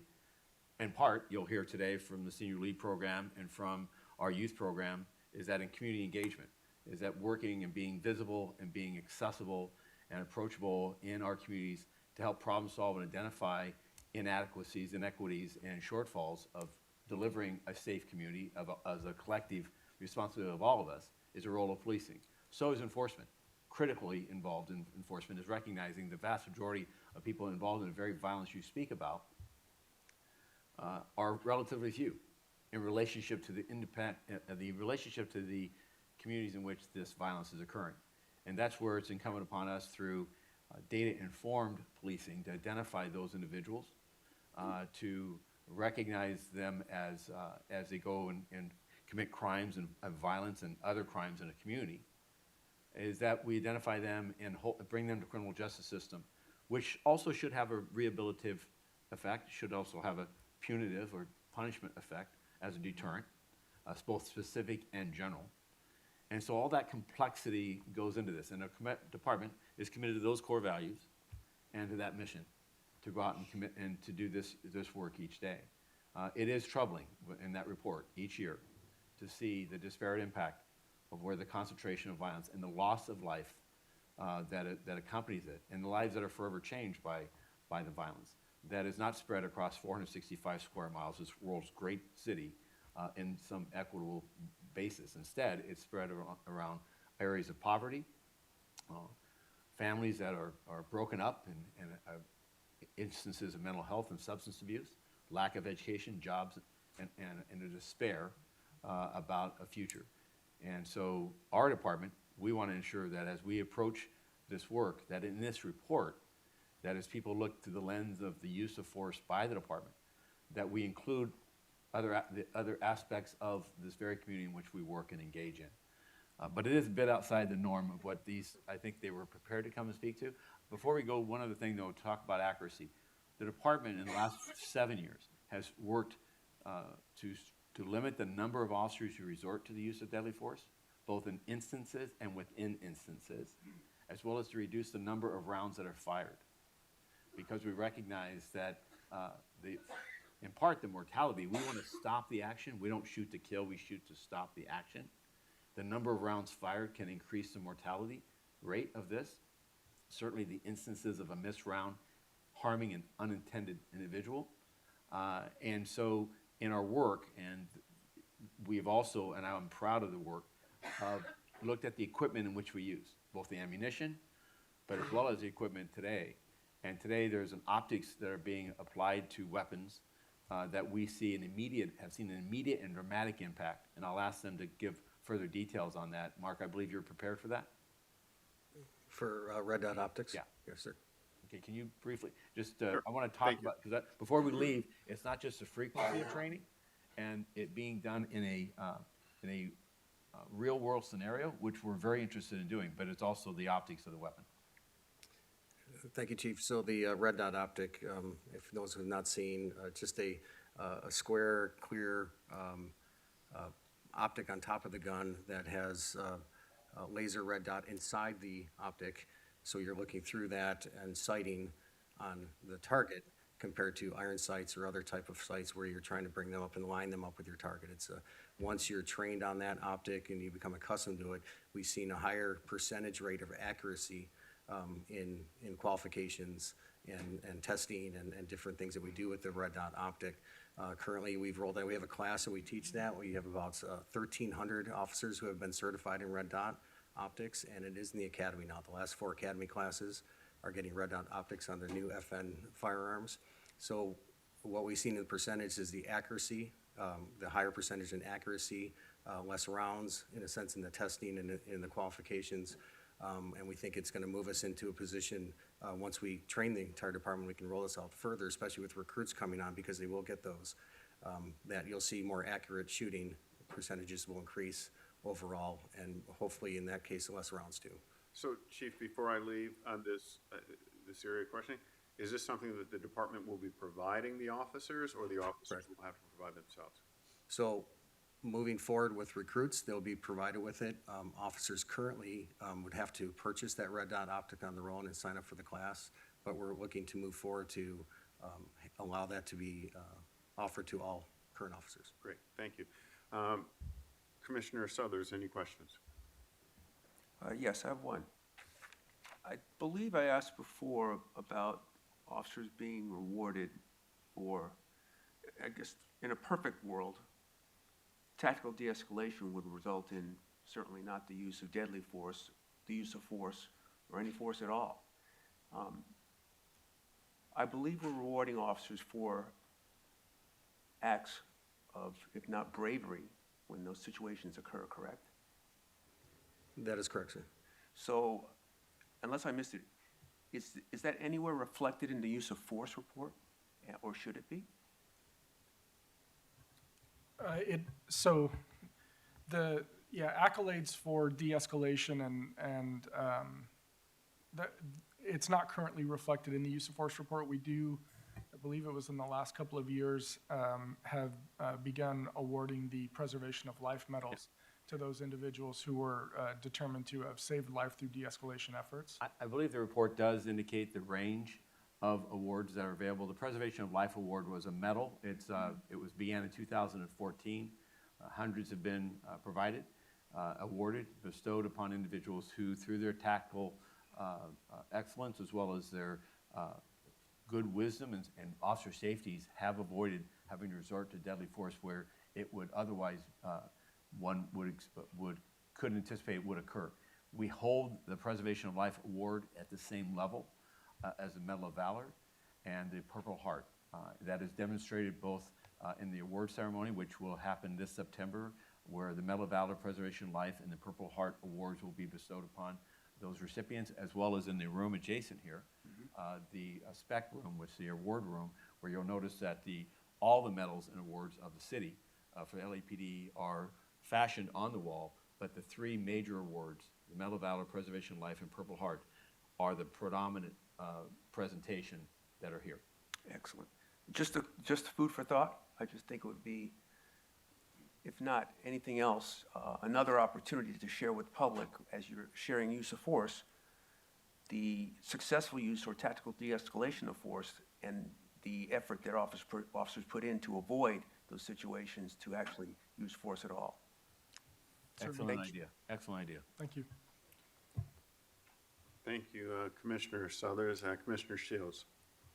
Yes, thank you. And I want to echo President Briggs's commendation to the department for putting together such a very, transparent and thorough report. I'm not aware of other departments that have this level of detail that they make publicly available on a regular basis. But of course, once you put something down, I noticed a couple of things that might be missing, and then I'll ask you to add more things. So a couple of areas where I thought, maybe for the future, or I see it very helpful, that would help me in identifying the potential areas for the future, is, the write-ups on the individual acts of OIS is helpful because it tells me when, a taser has been used and hasn't, was unsuccessful. But I didn't see kind of like in a chart format, similar to how you've broken up all of these other OISs, when prior attempts at non-lethal weapons have been utilized. And I'm not sure, is that in there, or is it just kind of reading through it? Did I miss it? Yeah, no, it's not overtly in the data.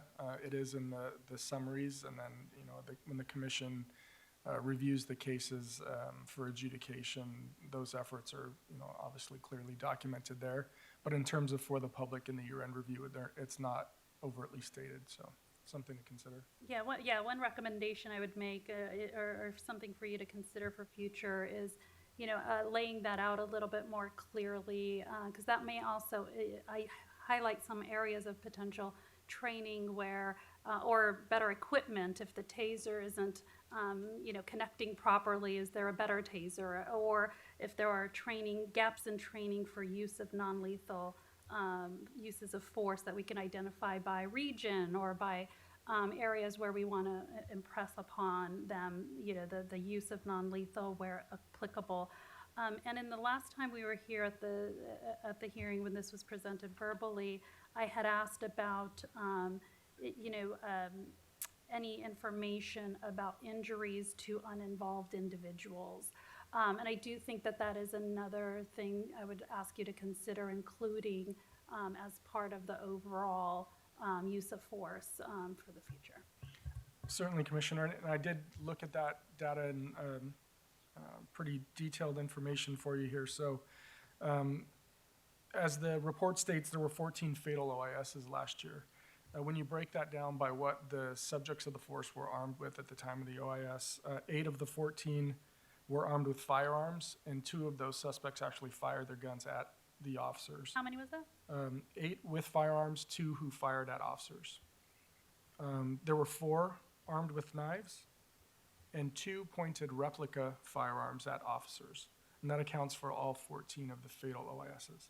Now, when you look at the 12 documented suspect injuries during officer-involved shootings, of those 12, 9 were struck by officers' gunfire. There were 3 subjects who were injured as a result of less lethal that was attempted prior to or following the officer-involved shooting.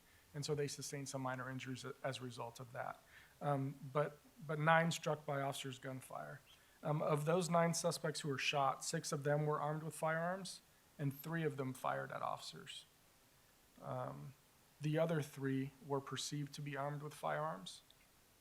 In 2 of those cases, the suspect pointed an object at the officers that they reasonably believed was a firearm based upon either the shape of it or the manner in which the subject manipulated the object. There were 8 officer-involved shootings that resulted in no hits to the suspects. Again, I talked about the 3 that sustained injuries other than gunshot wounds. And then again, 5 suspects sustained no injuries at all.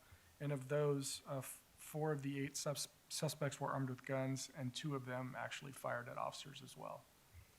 1 was armed with a knife, 1 pointed a replica handgun at officers, and then there were 2 who were perceived to be armed with firearms by the officers. So I think that should account for all 31 of those instances. Perfect, thank you. And with regards to other uninvolved individuals, like so bystanders, did we have any of those deaths or injuries, significant entries in 2022? Not in 22. Thank you. Thank you, Commissioner Shields. Commissioner Soboroff. Sure. Just point of observation, one thing. It is impossible for any of us to understand what happens during a situation where an officer has to use their gun. The stress, the dynamics, the hundreds of variables, it can't be intellectualized. And the way you sort of validate that is talk to somebody who ever shot somebody. The effect it has on their life,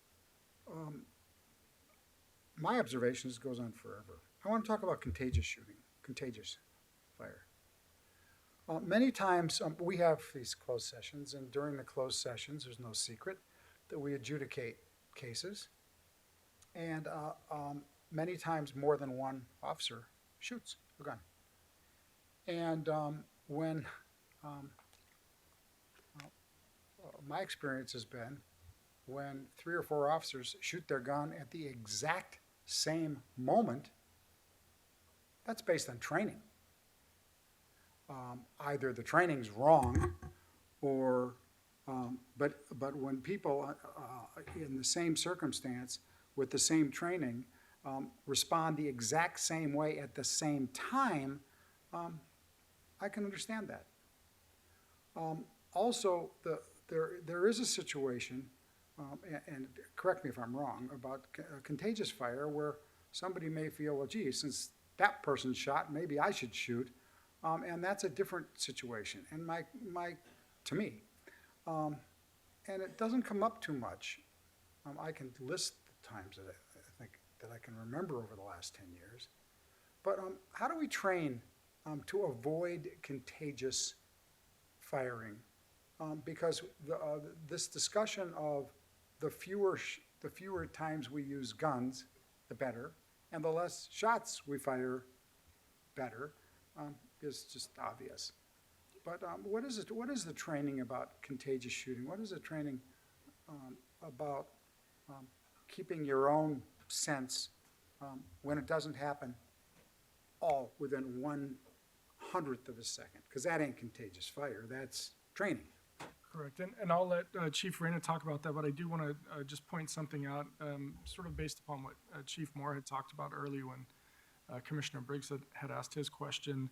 There has been, over the course of the last few years, much more emphasis on the reduction of designated cover officers and the reduction of the number of officers who actually have their firearms out during an encounter to reduce the number of rounds that are fired and to reduce the number of officers who may be in a position where they have to use lethal force. And so I look back at some statistics regarding rounds fired year over year, and I talked about, the average over 12 years of 321 rounds fired per year. But when you look at 2017, that year there were 487 total rounds that were fired. And I want to say it was around that time when training surrounding designated cover officers and the limitations of the number of guns out in any encounter really came into focus. And from that point forward, so moving into 2018, the number of rounds fired in 2018 versus 2017 was more than 200 fewer. And we haven't had in a year since 2018 in which more than 263 rounds were fired, and that was in 2019, which was the highest, which again is well over 200 rounds fewer than what we saw in 2017. So it does speak to the fact that that training did have an impact, and the awareness of just having, especially when you pull out those outlying incidents, the 4 you mentioned, it's like 80% of the crime is committed by 2% of the bad guys. it's the same thing. Those situations, whether or not there should have been 10 people with their guns out or not, were probably pretty unusual situations. So, but we're not talking about the outliers. What we're talking about is the training. And where do we get into the contagious fire? Keeping your mind on what you got. Yeah, and I'll let Chief Reyna discuss Yeah. specifically on that. Thank you. So within LAPD and culture and all training, all discussions related to the use of the firearm, it is reiterated over and over from the time you're in the academy through all of your in-service training that you have to articulate the use of your firearm and each round in that situation. That starts in the academy and straight through, like I said, in all the academy training or in-service training. And this is also discussed in our command and control classes with supervision, so they can discuss this in roll calls. It's discussed in roll call training. It's discussed at qualification when officers are going, how you are accountable for each round, and you have to be able to articulate the justification for each round. It's discussed in all the firearm classes for in-service training, whether it's the use of the rifle or the handgun. So there's ongoing discussion in each of our trainings regarding your need to articulate the need for those multiple rounds, if it's more than one, and to be able to justify each round. And we've seen it in our use of force boards where we see an officer that may shoot 6 or 7 times, and we'll see that the first 3 or 4 are justifiable and the others are not, because they weren't able to articulate the use of those additional rounds at the end of that shooting. Because of that situation, we've seen where you have multiple officers at a situation firing at the same time. So we created our critical thinking force option class, which has been in service now for approximately 1.5 years or so, going on 2 years, where we have the concept, and Chief Morris talked about before, the let it work concept. So when you have an individual, for example, in an intersection who's armed and the officers are there, the training focuses on taking control of that situation, letting the less lethal options work, designating your cover officers. Do we need 5 or 6 officers armed with handguns and shotguns at the same time, or can we just do this with 2? And allowing that less lethal options work before it may have to resort to lethal options depending on the suspect's actions.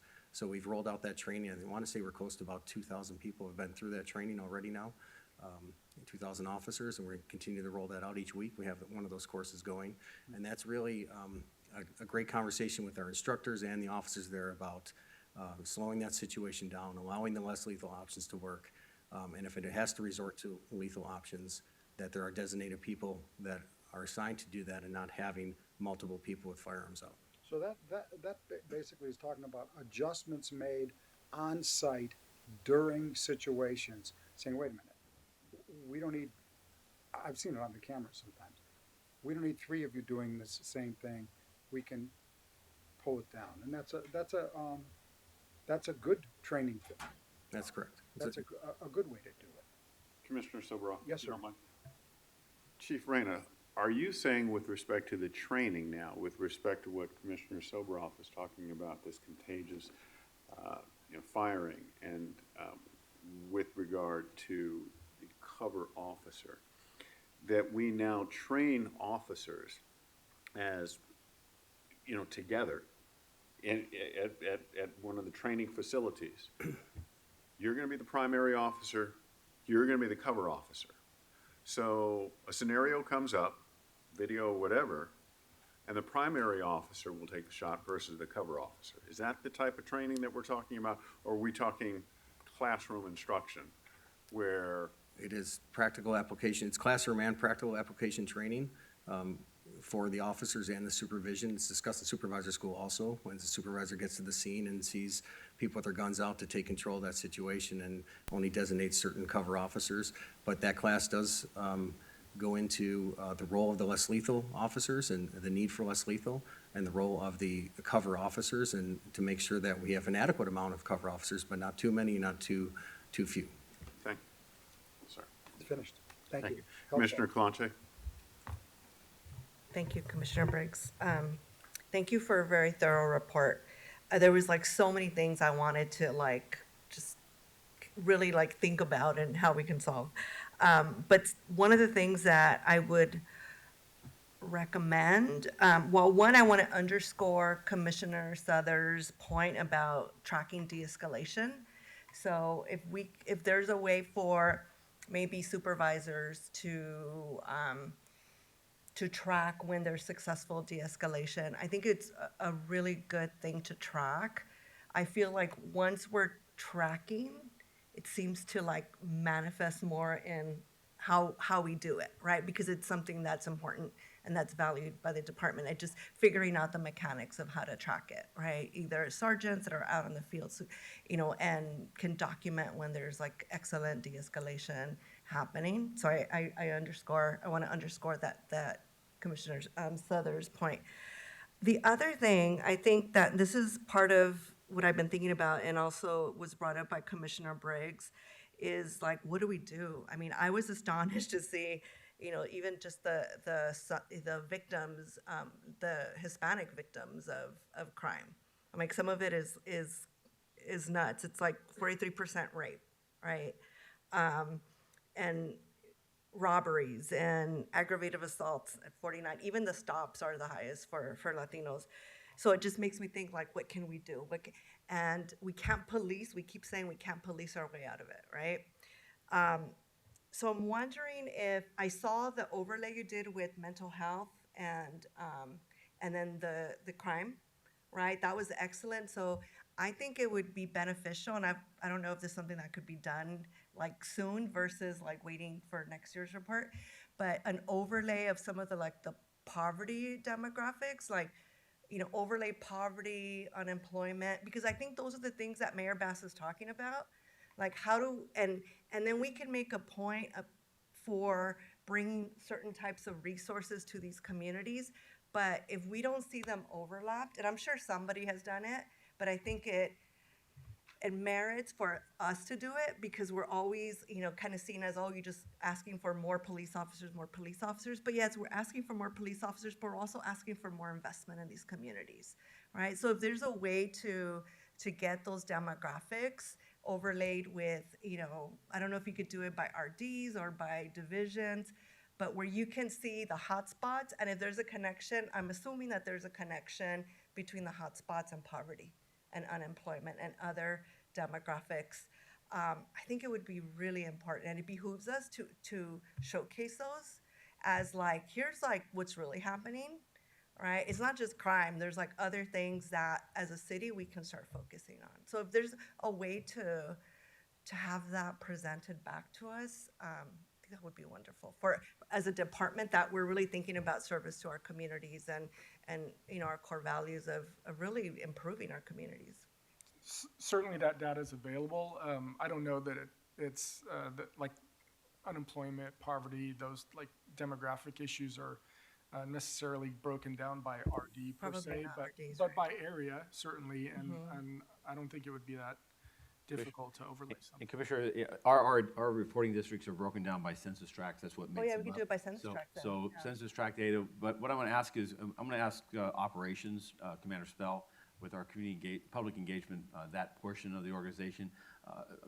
This Critical Incident Review Division is stacked with a lot of data requests and so forth, and I think this is probably an area that our public engagement would be better suited to work with. And again, we'll be happy to provide those overlays and show the interaction. And clearly, it's everything you're saying. We know that that's going to happen. To amplify it here, we're welcome the opportunity. Thank you. And thank you for the report. Thank you, Commissioner Calante. Thank all of you for this year's report, and thank you for tolerating my questions. Thank you very much. At this time, we're going to go to item 5C, the department's report on pursuit analysis.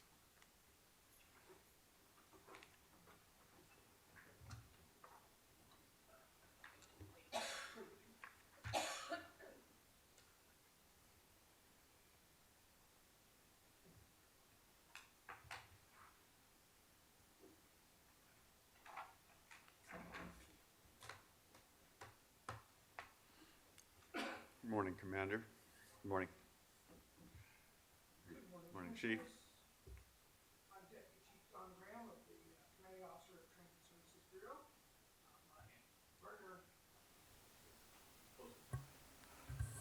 maybe it's not on. I didn't. Oh. It's probably better for you. I'm Deputy Chief Don Graham. I'm the Commanding Officer of Transit Services Bureau. My partner, Commander Craig Valenzuela, is the Commander of Traffic Group.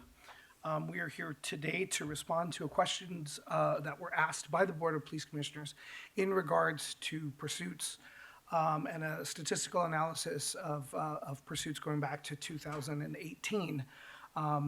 If you'll permit me, I will handle a brief overview of the current state of policies for the Los Angeles Police Department as it regards to pursuits. And then I will hand it off to my partner to discuss the statistics, their findings, and the way forward, since his team is the one that did the yeoman's work on all of this. So the current pursuit policy of the department is governed by several sections in the LAPD manual. The policy section, volume 1, administrative review and adjudication, as well as the vehicle pursuit procedures that are laid out in volume 4 in our procedures area. Training begins in the Los Angeles Police Academy with classroom training into the laws that govern pursuits, the laws that govern Code 3 responses, and then the emergency vehicle operations course, which deals with the physics of driving, and then the practical applications course at the Emergency Vehicle Operations Center. There is a pursuit attestation that has to be done semi-annual or biannually by police officers every year, as well as yearly training regarding the pursuit policy. And from time to time, other policy training that's required by the department when there are changes made in training or regular updates in the 2-year annual cycle of perishable skills. So the current department policy allows police officers to initiate a pursuit when a suspect when there's a suspected felony crime involved with the individual who is in a motor vehicle, or a misdemeanant in the case of a DUI or a reckless driving situation that was not caused by the perception of the police. So if in the interest or in the opinion of the reviewers, the individual engaged in reckless driving because of the presence of the police or the actions of the police, that is not a valid reason to initiate a police pursuit. Upon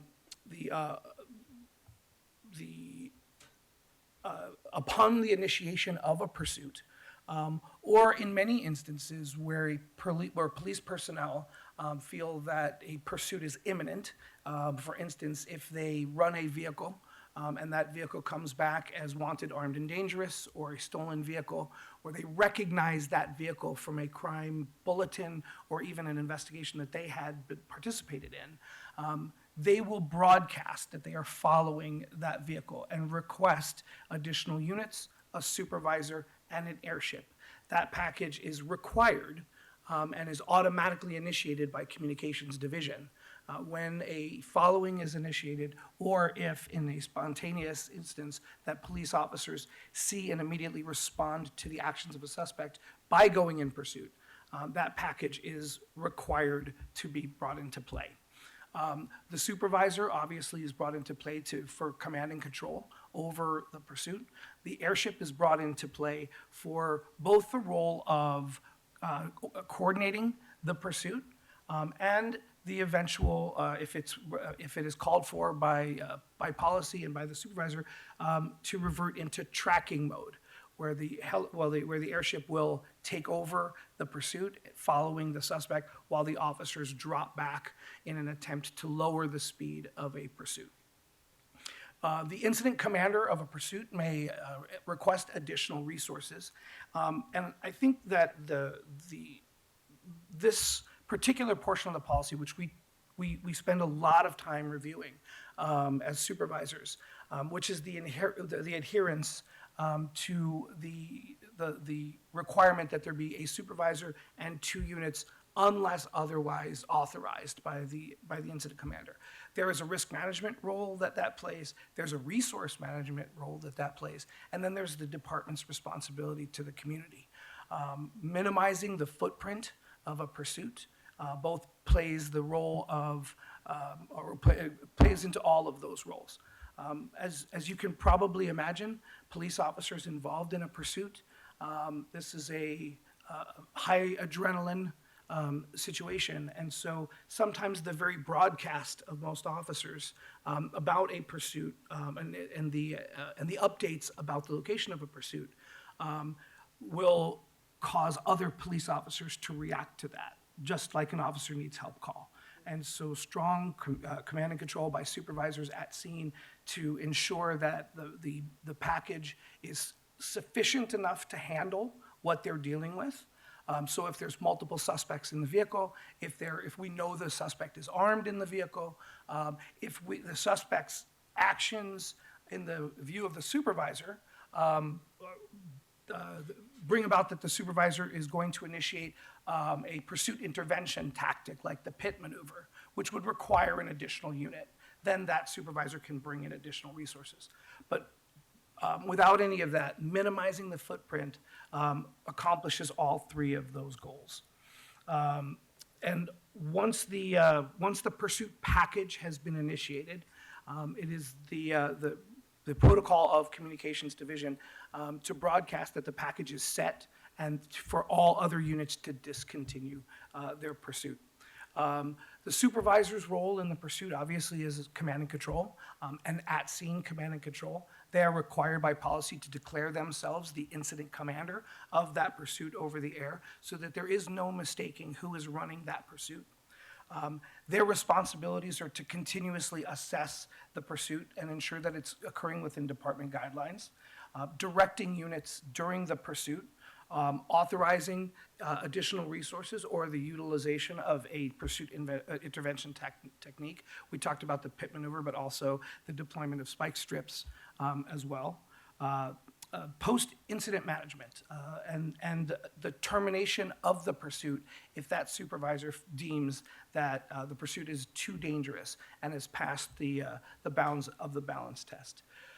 Now, again, because a pursuit is such a adrenaline-filled activity, even that supervisor on scene may be overcome by the moment, and that's why our policy allows the watch commander at any time to take control of that pursuit from the watch commander's office and give that dispassionate 30,000-foot view management decision. And the watch commander can then terminate a pursuit from the watch commander's office. The balance test. There's a responsibility for the primary unit, the senior officer of the primary unit, the supervisor, and the watch commander to constantly evaluate the pursuit, its speed, its location, all of the other potential factors, time of day, the traffic in the area, the weather, and balance that against why we are chasing this individual. And so the tools that are available to those supervisors, be it tracking mode, or the ultimate, which is the termination of that pursuit, because that supervisor or that watch commander felt that we had gone beyond the bounds of the balance test, and what we were chasing is not as important as the endangerment to the officers, to the community, and even to the individual who made this very bad choice to initiate this very dangerous activity. Very quickly, the review process, once a pursuit is completed, it is generally the responsibility of the supervisor, who is the incident commander, to initiate an investigation in which all of the aspects of policy are investigated and commented upon, including the initiation, the tactics that were involved during the pursuit, the tactics that were involved in after the termination of the pursuit, what factors went into all of those decision-making, and then ultimately if the suspect what was the suspect arrested for, and the disposition of the vehicles, and then any traffic-related issues that occur as a result of that pursuit. That pursuit review report is then sent through multiple layers of review through the commanding officer of that division to the bureau commanding officer of the initiating unit, and then ultimately it comes before traffic group, the pursuit review unit at traffic group for the final analysis by myself and the commander before it goes to the director of the Office of Special Operations. And so with that, I'm going to turn it over to Commander Valenzuela for the statistical breakdown. Good morning. Morning. So I'm relatively new in my position, so I came in with a few assumptions that turned out actually to be quite wrong. You know, I thought going into this that I would see that the long, drawn-out pursuits would be the ones that would be the most dangerous, and in fact, that's wrong. I know you've got plenty of data in front of you, and I'd like to discuss that little bit of that. And looking at page 7 and 8 of the fact sheet, there are 6 charts that break down years 2018 to 2023 with collisions that resulted in serious injury or death. There are 35 pursuits that are listed. Only 6 of those lasted 3 minutes or longer. So that's 19%. 81% of the pursuits with the most catastrophic outcomes, severe injury or death, lasted less than 3 minutes. And an even further breakdown of that, only of the 35 pursuits, 16 were 60 seconds or less. So almost nearly half of these were a minute or less. So we talk about the adrenaline, we talk about the quick decision making. That was one thing that surprised me. There was also another thing that I did not expect. Looking at page 4 of the fact sheet with the charts of the pursuits and collisions. It doesn't talk about injuries. This is just straight collisions. Pursuits with collisions in 2018 at a rate of 41% of the time, 40% in 2019, 37% in 2020, 36% in 2021, 35% in 2022, and thus far in a short data set in 23 of 31%. I must admit that, again, I was surprised at the steady decline, though small, but a steady decline in pursuits with collisions. So again, I was a little surprised in that. I don't know if that's a media. I don't know if that's why I expected to see that, but nonetheless, that is what I did see. So then with this data, and again, I'm not going to go through each slide, and I think you've got a lot of that in front of you. But then, what are we doing with this data? First, the training aspect. Pursuit review unit had a meeting, had a collection of subject matter experts from training division, our training coordinators, air support division, watch commanders, to review best practices, training needs, and that process is now ongoing. Some of those things that were discussed were the feasibility of officers announcing their own speeds, the speeds of suspects in the middle of the pursuit, to give watch commanders, to give responding or sergeants that are in the pursuit as incident commanders the most timely information to make decisions about whether this should continue based on the balance test or if it should be terminated. Improvements in the way we track, training for tracking, and how best to communicate the options for tracking to those officers that are in the pursuits. And finally, I think an important point is a re-emphasis on the balance test. Along these same lines, we're also looking at research and best determining how our systems, whether that's body-worn video, whether that's digital in-car video, or the telematics in the vehicles, can best either live stream or communicate that back to watch commanders who, again, from that 30,000 risk management point of view, can take that information, hopefully very quickly, maybe in that less than 1 minute, to make a decision on, yes, this isn't something we should or something that we absolutely should continue to pursue. Additionally, there's something we're looking into now to evaluate the way we adjudicate pursuits. Currently, the way we adjudicate, it's on the initiation and then the involvement / pursuit, the tactics.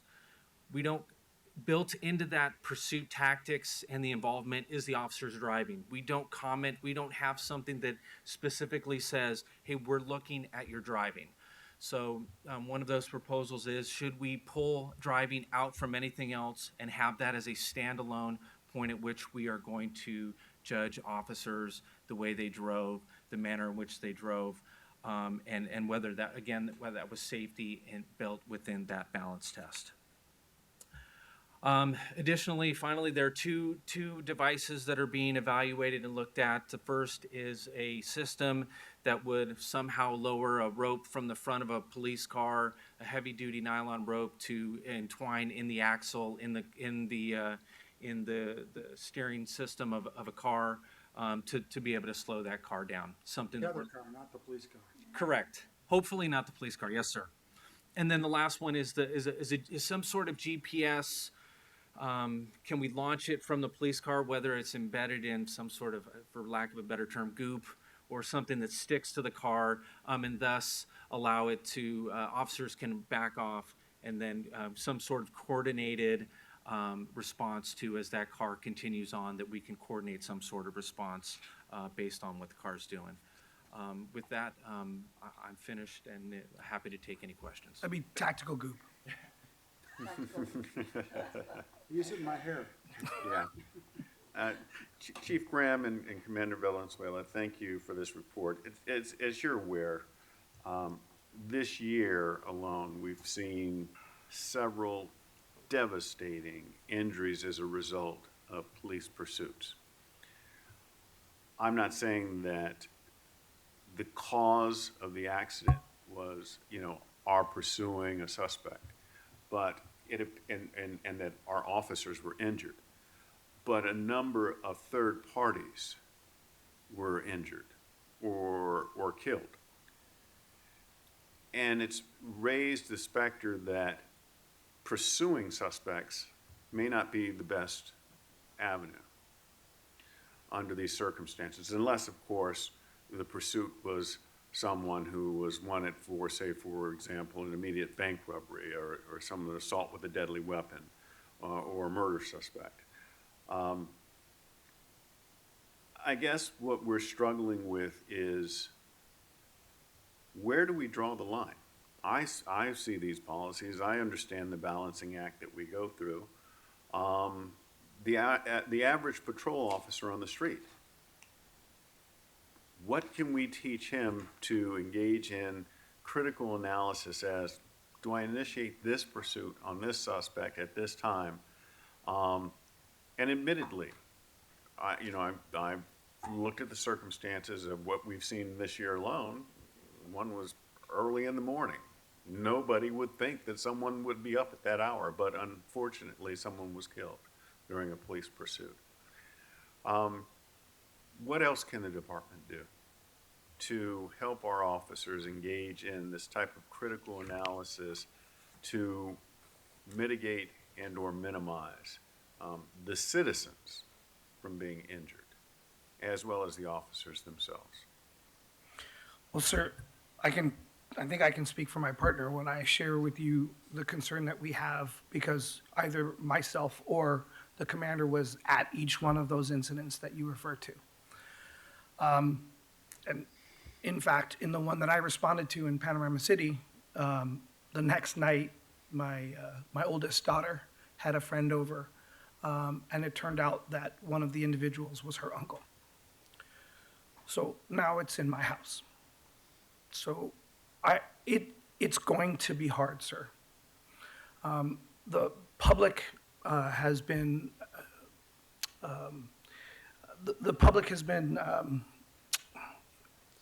introduced to pursuits. That's not the right word, but the incessant media coverage that seems to go into these, the portrayal of pursuits in fiction has given people an idea of this glorified idea.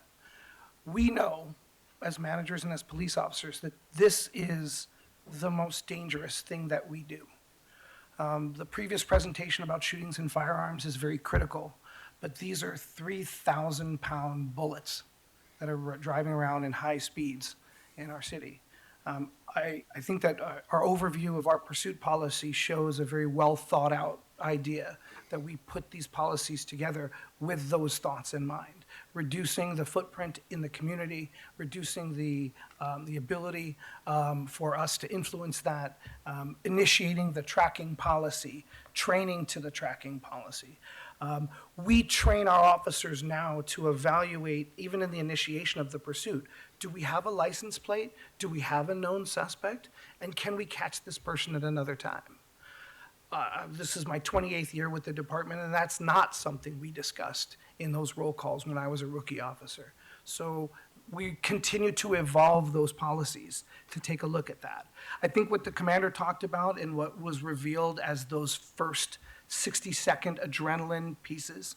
And I think that if we took a deeper dive, even deeper than the commander took, into some of these policies, you'll see that, for instance, in the Devonshire pursuit, that individual, as soon as the lights came on, he initiated at a speed that is unthinkable on city streets.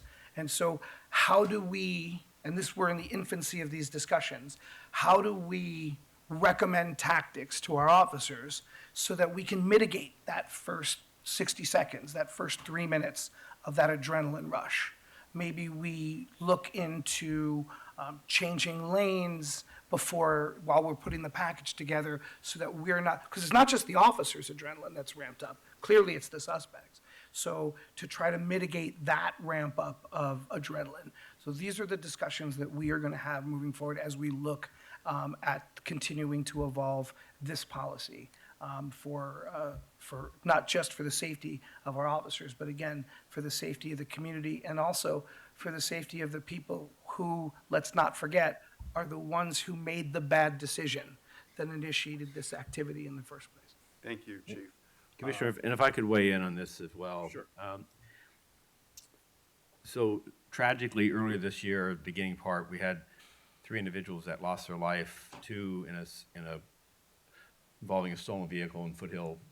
That pursuit lasted 4 minutes. And actually, the suspects were well out of the officer's view and yet continued in their just reckless disregard. The officers, we're still evaluating the circumstances of the determination of the officers to continue that pursuit. The other death was a young student, 19-year-old, from CSUN. And officers initiated pursuit there, and Chief Graham indicated this was of robbery suspects, armed robberies. And those suspects, again, were out of the sight of the officers when the actual death occurred. So that drew a lot of attention to this, as did a couple of others involving severe injuries that were involving stolen vehicles. And this has given us an opportunity to look back at what we have seen as a very sharp increase in the number of pursuits, up 49% since 2019. And when we look at the data, it coincides with a 63% increase in vehicle thefts. The primary reason in which we are involved in pursuits today, 45 to 47% historically, is because of a stolen vehicle. And the instances in which that's where we have to apply the balance test. Now, officers will not know in advance of determining this attempt to stop a stolen vehicle whether or not that individual will engage in just such reckless disregard, resulting in death of themselves, which has happened just recently, a sheriff's department pursuit, I think it was a week ago, of the motorist fleeing, or of an innocent party. So what we do require is the decision to initiate has to be tightly governed, and the decision to continue is the responsibility of both those officers in that vehicle, as well as the supervisors and the watch commanders. And then the review process needs to hold tight standards about the decision of the officer's conduct as far as how fast they're driving, how they approach intersections, the speed of the person attempting to flee. Our efforts with implementing tracking, which is having the officers from the ground pursuit back off and having them tracked by an airship, is very effective. In fact, it's regularly we see that where the outcome of the pursuit is the suspect slows and is later captured through the efforts of the airship coordinating with ground forces. Happens on a regular basis. The challenge we're seeing right now is that the death and these injuries are occurring within a few minutes, minute, 2 minutes, 3 minutes.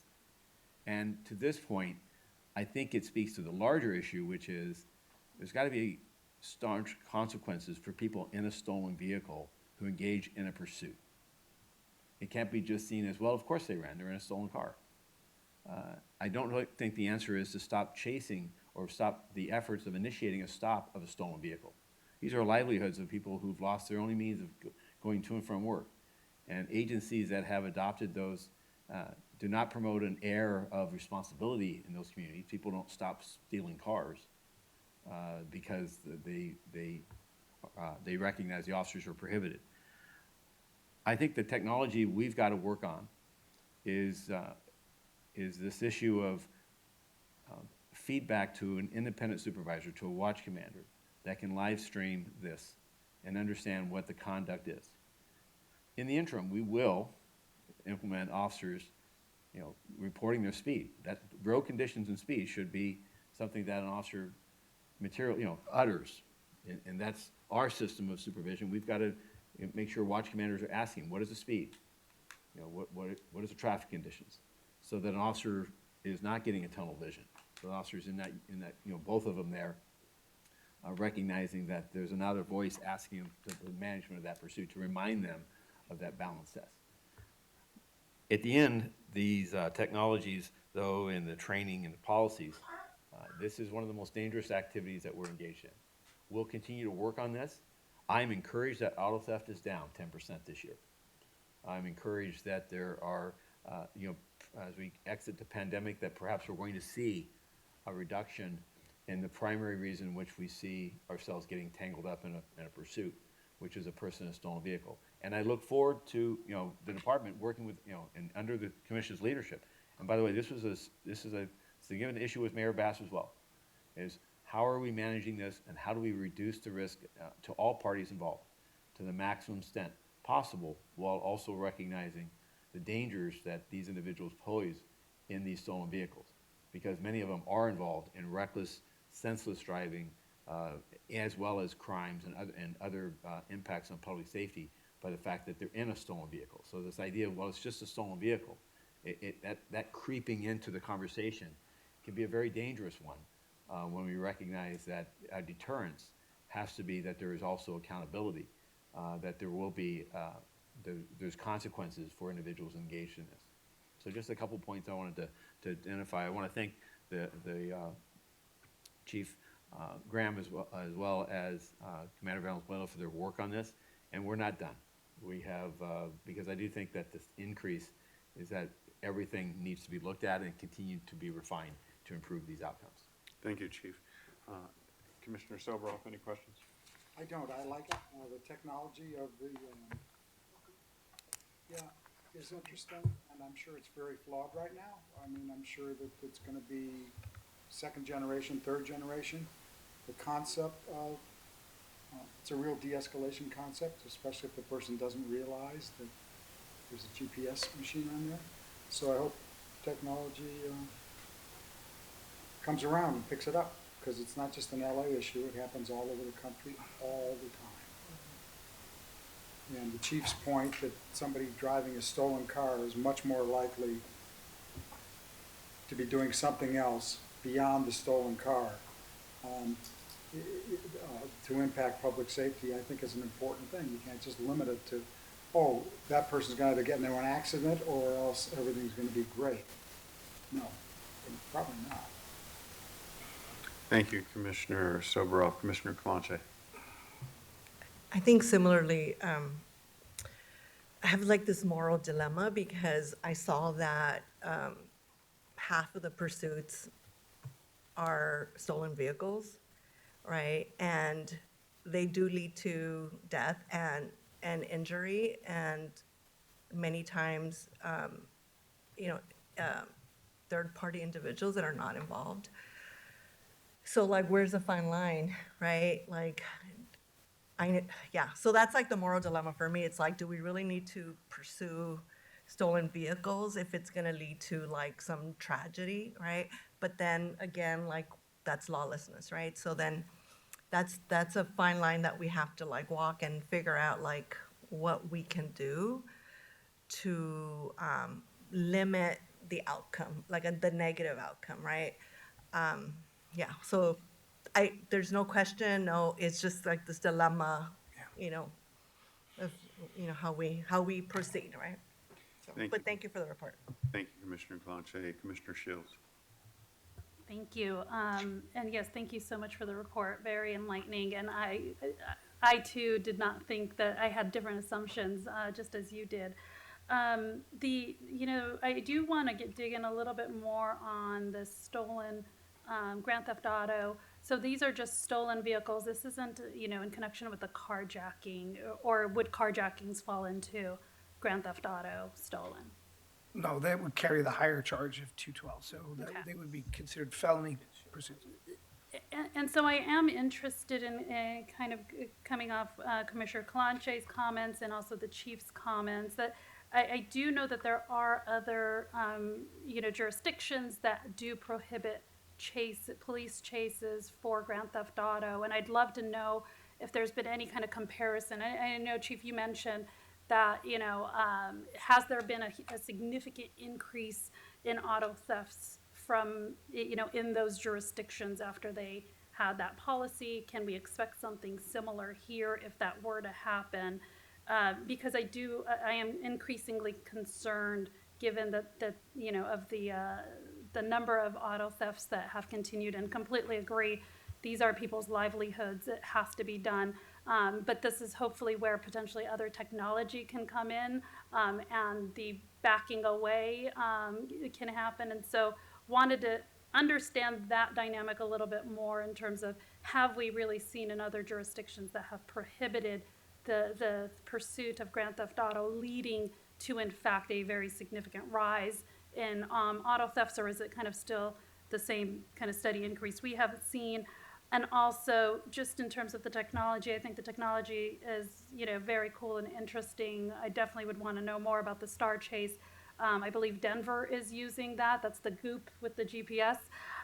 So to the extent there are jurisdictions that have been successfully using it, and that would be great. And one additional question, and I don't know whether, I know the department's drone policy is very restrictive, but to the extent, are you aware of any other departments using, potentially drones to be able to, stay put and not pursue while using a drone to track? Personally, I went out to Beverly Hills and was given a tour by the chief of Beverly Hills of their current drone setup, which I know that they're doubling on, and they use it as you indicated.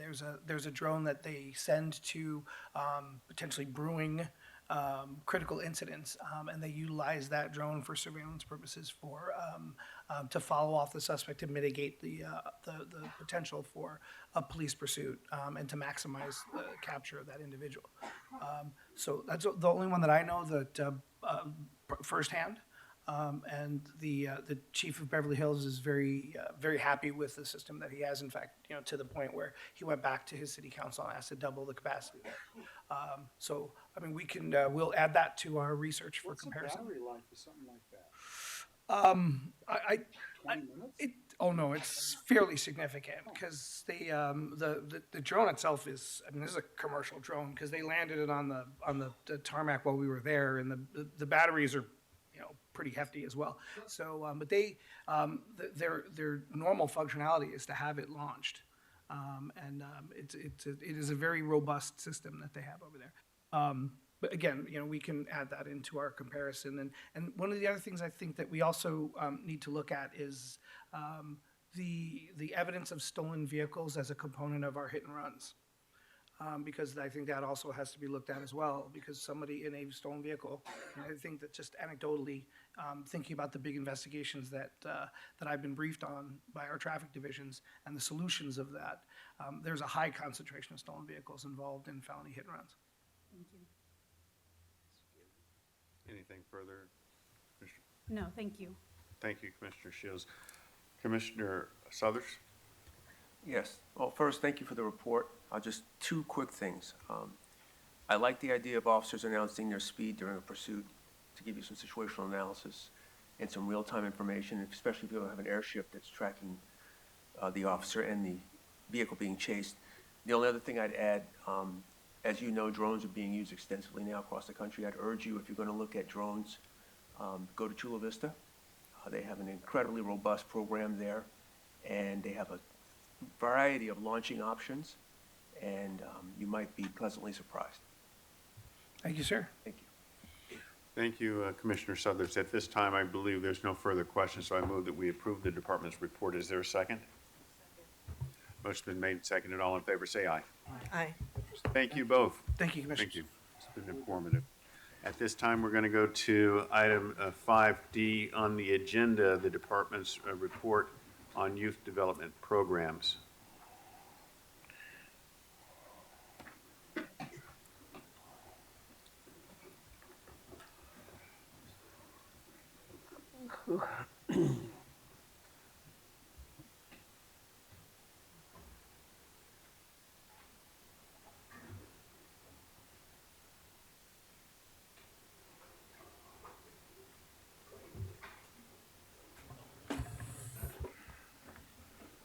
Morning, Commissioners. Good morning, Commander. Morning, Mr. Teefank, Mr. Smith, Chief Moore, Mr. De La Guerra, and of course, Ms. Munoz and Ms. Silva. My name is Commander Billy Brockway. I oversee our public engagement section. With me today is our team who developed this report for our youth programs. This was asked by the Mayor's Office and City Council a couple years ago, and I do want to share before we present our report that this was a cumulative effort. Although I am the department representative to liaison with the Youth Development Department for the Mayor's Office, this group here, led by Joel Lopez, who works with the Monotangarees, over CSPB, Community Safety Partnership Bureau, Luke Watkins, our sergeant, who oversees our cadet and youth programs, and Dan Cotty, who oversees our POPs and our PAMS program.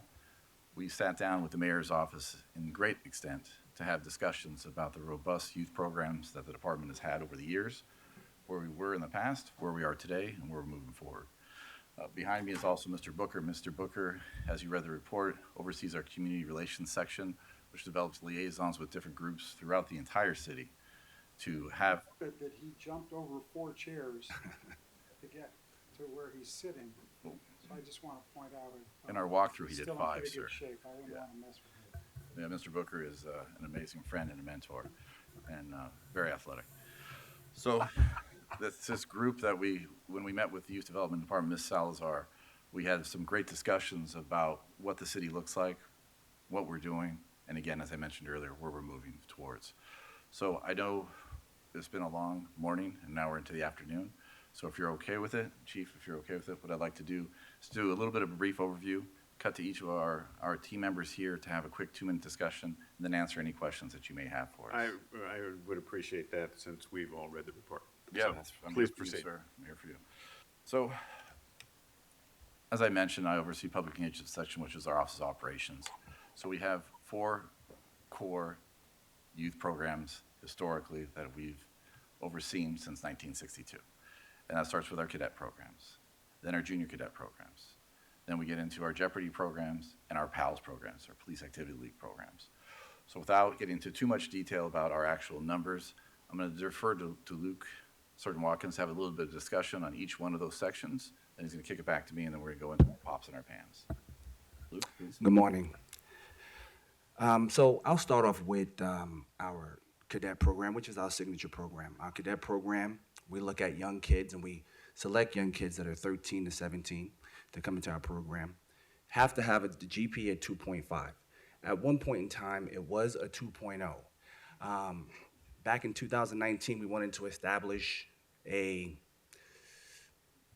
form of excellence in our program. So we boosted up that GPA to a 2.5. It did affect our numbers a little bit, but we look at it as if you want to be in our program, you'll increase your grades and you can be in the next class. What we've seen with that is a stronger commitment to the program, but also what we've seen is stronger classes, young people who really want to be a part of this program. And as a result, our program is flourishing.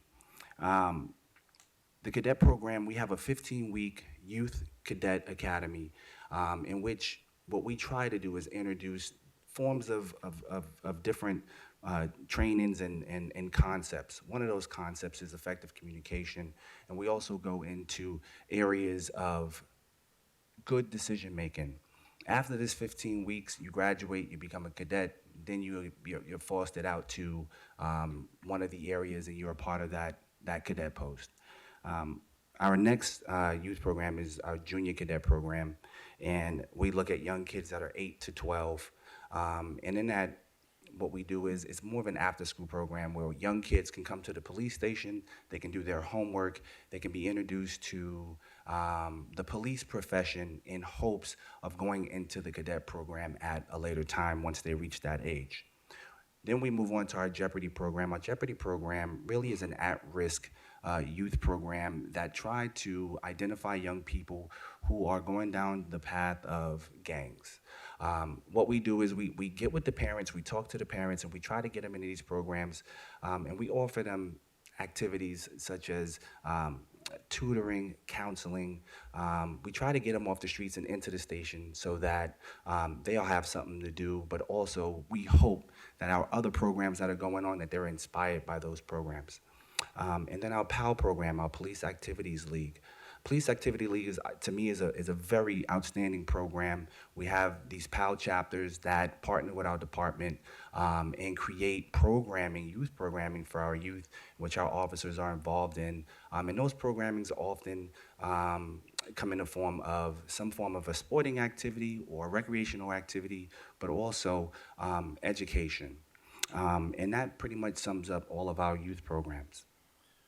So when Luke says we're summing up our programs, that's our Office of Operation programs. And just to give you some context, and I know it's reviewed in the report, our cadet programs are in 26 different locations, including here in PAB, the Randy Simmons cadet class. We also are in all 21 geographic divisions. We're also at USC, sir. We're also at the World Airports, and we're out to traffic divisions. And we have well over 1,000 kids, young adults that are in those cadet programs, and we're having some great success as far as that's concerned.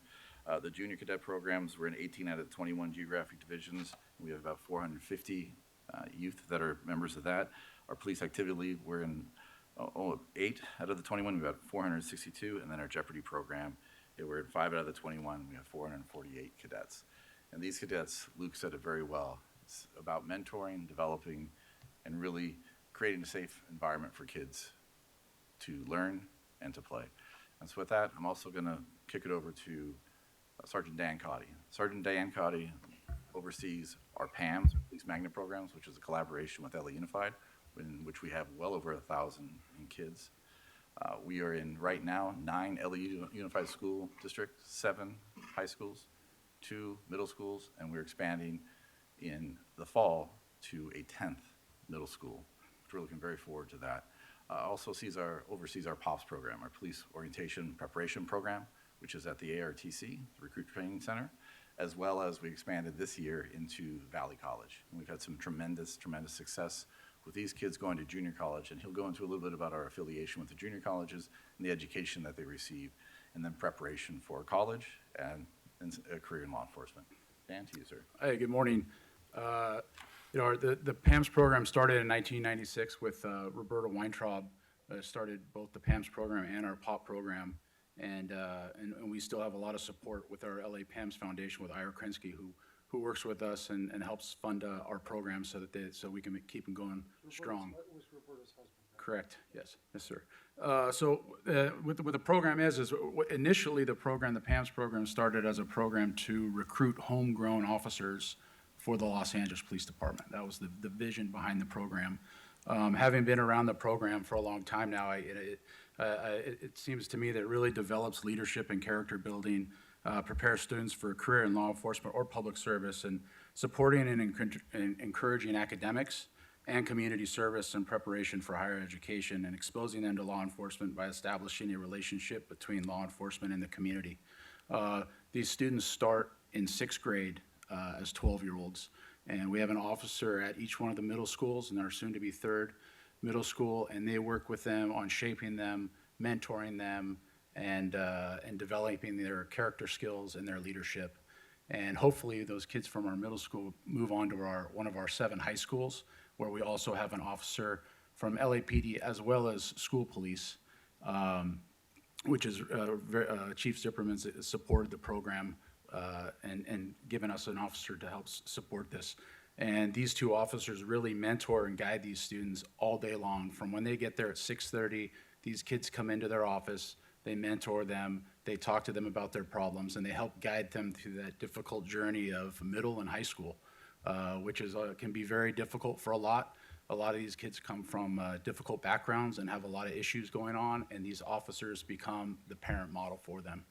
I've been around this program for almost 10, 12 years, and it's been one of the best programs I've experienced on this department. It's very, very rewarding for all that are involved. And these kids, not a boot camp for these kids. It's about empowering them and helping develop them so that they're become good members of the community and good citizens. And for those who come out of our PAMS program, we have an opportunity for the ones really interested in law enforcement to go to our police orientation preparation program. We partner with the Los Angeles Community College District, both West LA campus and LA Valley College campus. That started in about 2009, and to date, we've probably had about over 150 of our graduates from our POP program go into some type of law enforcement. And I know that we're doing a study right now through the Office of Operations to see how many currently on the department were from our POPs and PAMS program. But it's really helping them develop them, because between 18 and 21, they kind of go off the rails in terms of what they want to do. So to really try to keep track of them and keep them on course to their career goal, we have 2 officers there that provide mentorship. We provide job training. We also have our ACOP program, which provides them jobs where they're working at divisions and within the city, where they're doing report writing and working with detectives and going on ride-alongs, so exposing them to law enforcement. But both of these programs really is about developing them to be good members of our community and hopefully one day serving as police officers and giving back to the community that grew up in. Thanks, Dan. Appreciate that. One thing that I do want to offer to everybody, and I'll relay this information to Mr. T-Fank, we do have graduations every year for our police magnet programs. Last year's honor graduate, she graduated from Wilson High School, and she went to West Point. We've had other kids that have gone right into the work environment. We've had other kids that have gone to other 4 universities. When we have inspections or we have graduations, we get an opportunity to meet with these kids and their parents, and it's standing room only. It's not like anything you've ever seen before, because the families are so proud to see their kids graduate high school. As Dan had said, and as Luke had said, a lot of these kids' parents didn't go to college, so we're giving those the opportunities. And Ira Krinsky, sir, as you mentioned, they have a liaison now with Cal State LA to get them into Cal State LA for a 4-year university. And we keep seeing standing room only, not only at the graduations, but to come into these different programs. So I'm going to go ahead and defer over to Police Administrator Joel Lopez. Very fortunate enough to work with Joel when CSPB became a bureau, and I was one of the first captains to work the South Bureau. And I'd like to have Joel talk a little bit about the history of CSPB, which was started back in 2011. It's in 10 different areas now. I've seen it firsthand, the success that we have in building relationships and creating safe patches, having football teams and mentoring and teaching abilities. It's an amazing experience. And again, offered everybody, my shoes are flat because I like to put foot beats, especially in the developments. So Joel, I'll kick it to you. Thank you, Commander. Good morning, Commissioners. Good morning, Chief. Good morning, Mr. Smith, Mr. T-Fank. I want to thank Billy, Commander Brockway, and his staff for this comprehensive report and for including CSPB on there.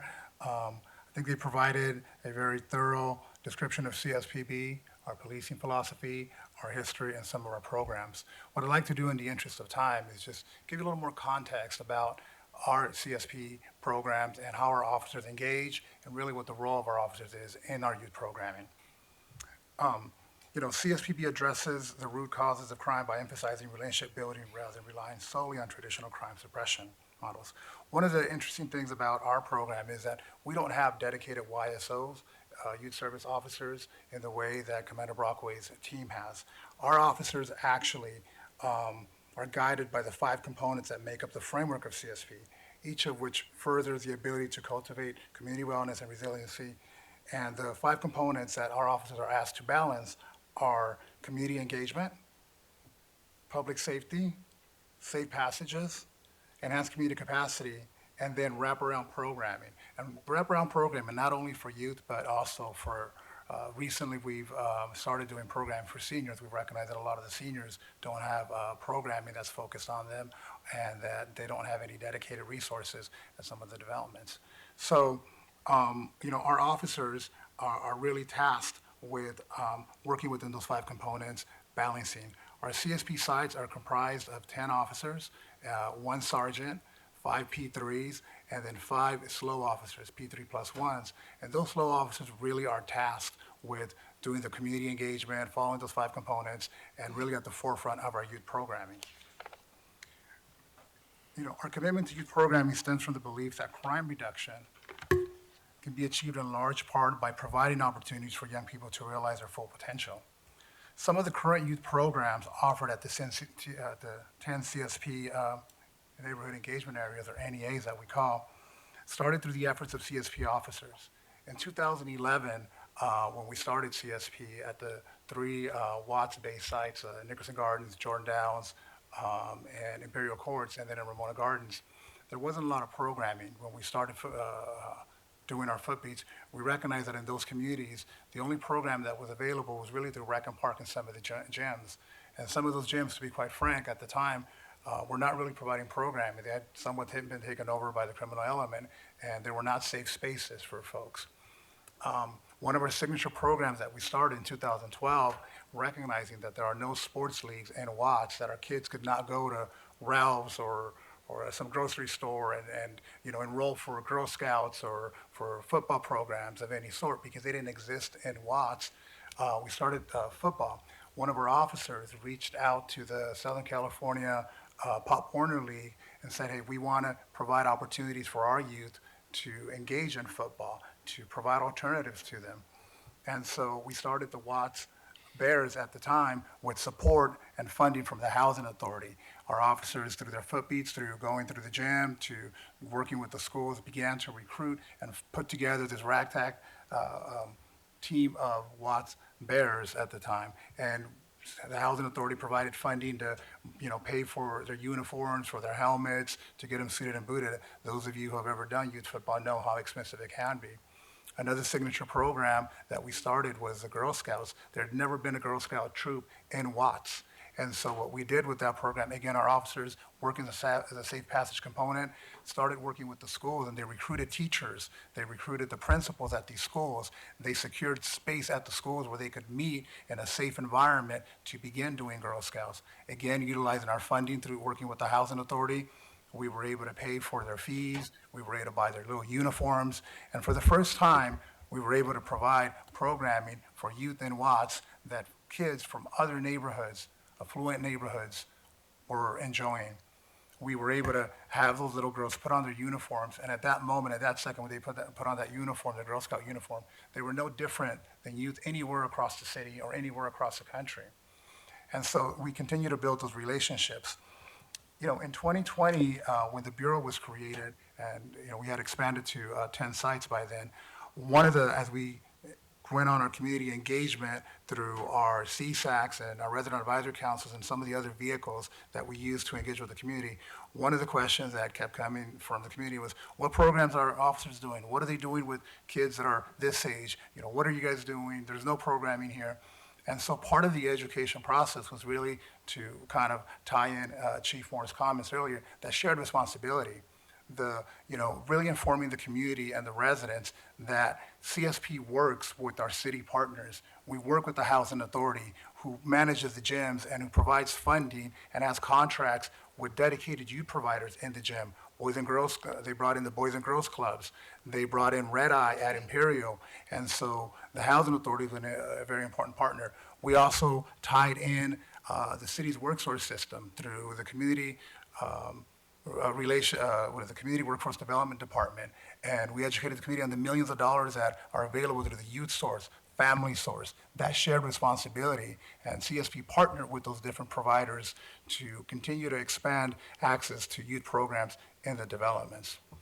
One of the things that's really interesting about our programs is that we call them home-based programs because they're based where youth are. We meet them where they're at, in their home, in their gym, in the developments. It's a very unique opportunity to engage not only with youth, but through programs to engage with the families, to understand what the family wraparound needs are, to tie them in, to tie parents into the Workforce Center that HACLA has, tie youth into summer jobs through the programming that's available out of the gym that Hackler manages, tie them into mental health services through some of our what we call our external partners, working with Laura Drino and Children Exposed to Gun Violence, working with Tessie Cleveland for mental health services. So the youth programs really were a conduit for us to engage with the entirety of the family and to provide those family wraparound services.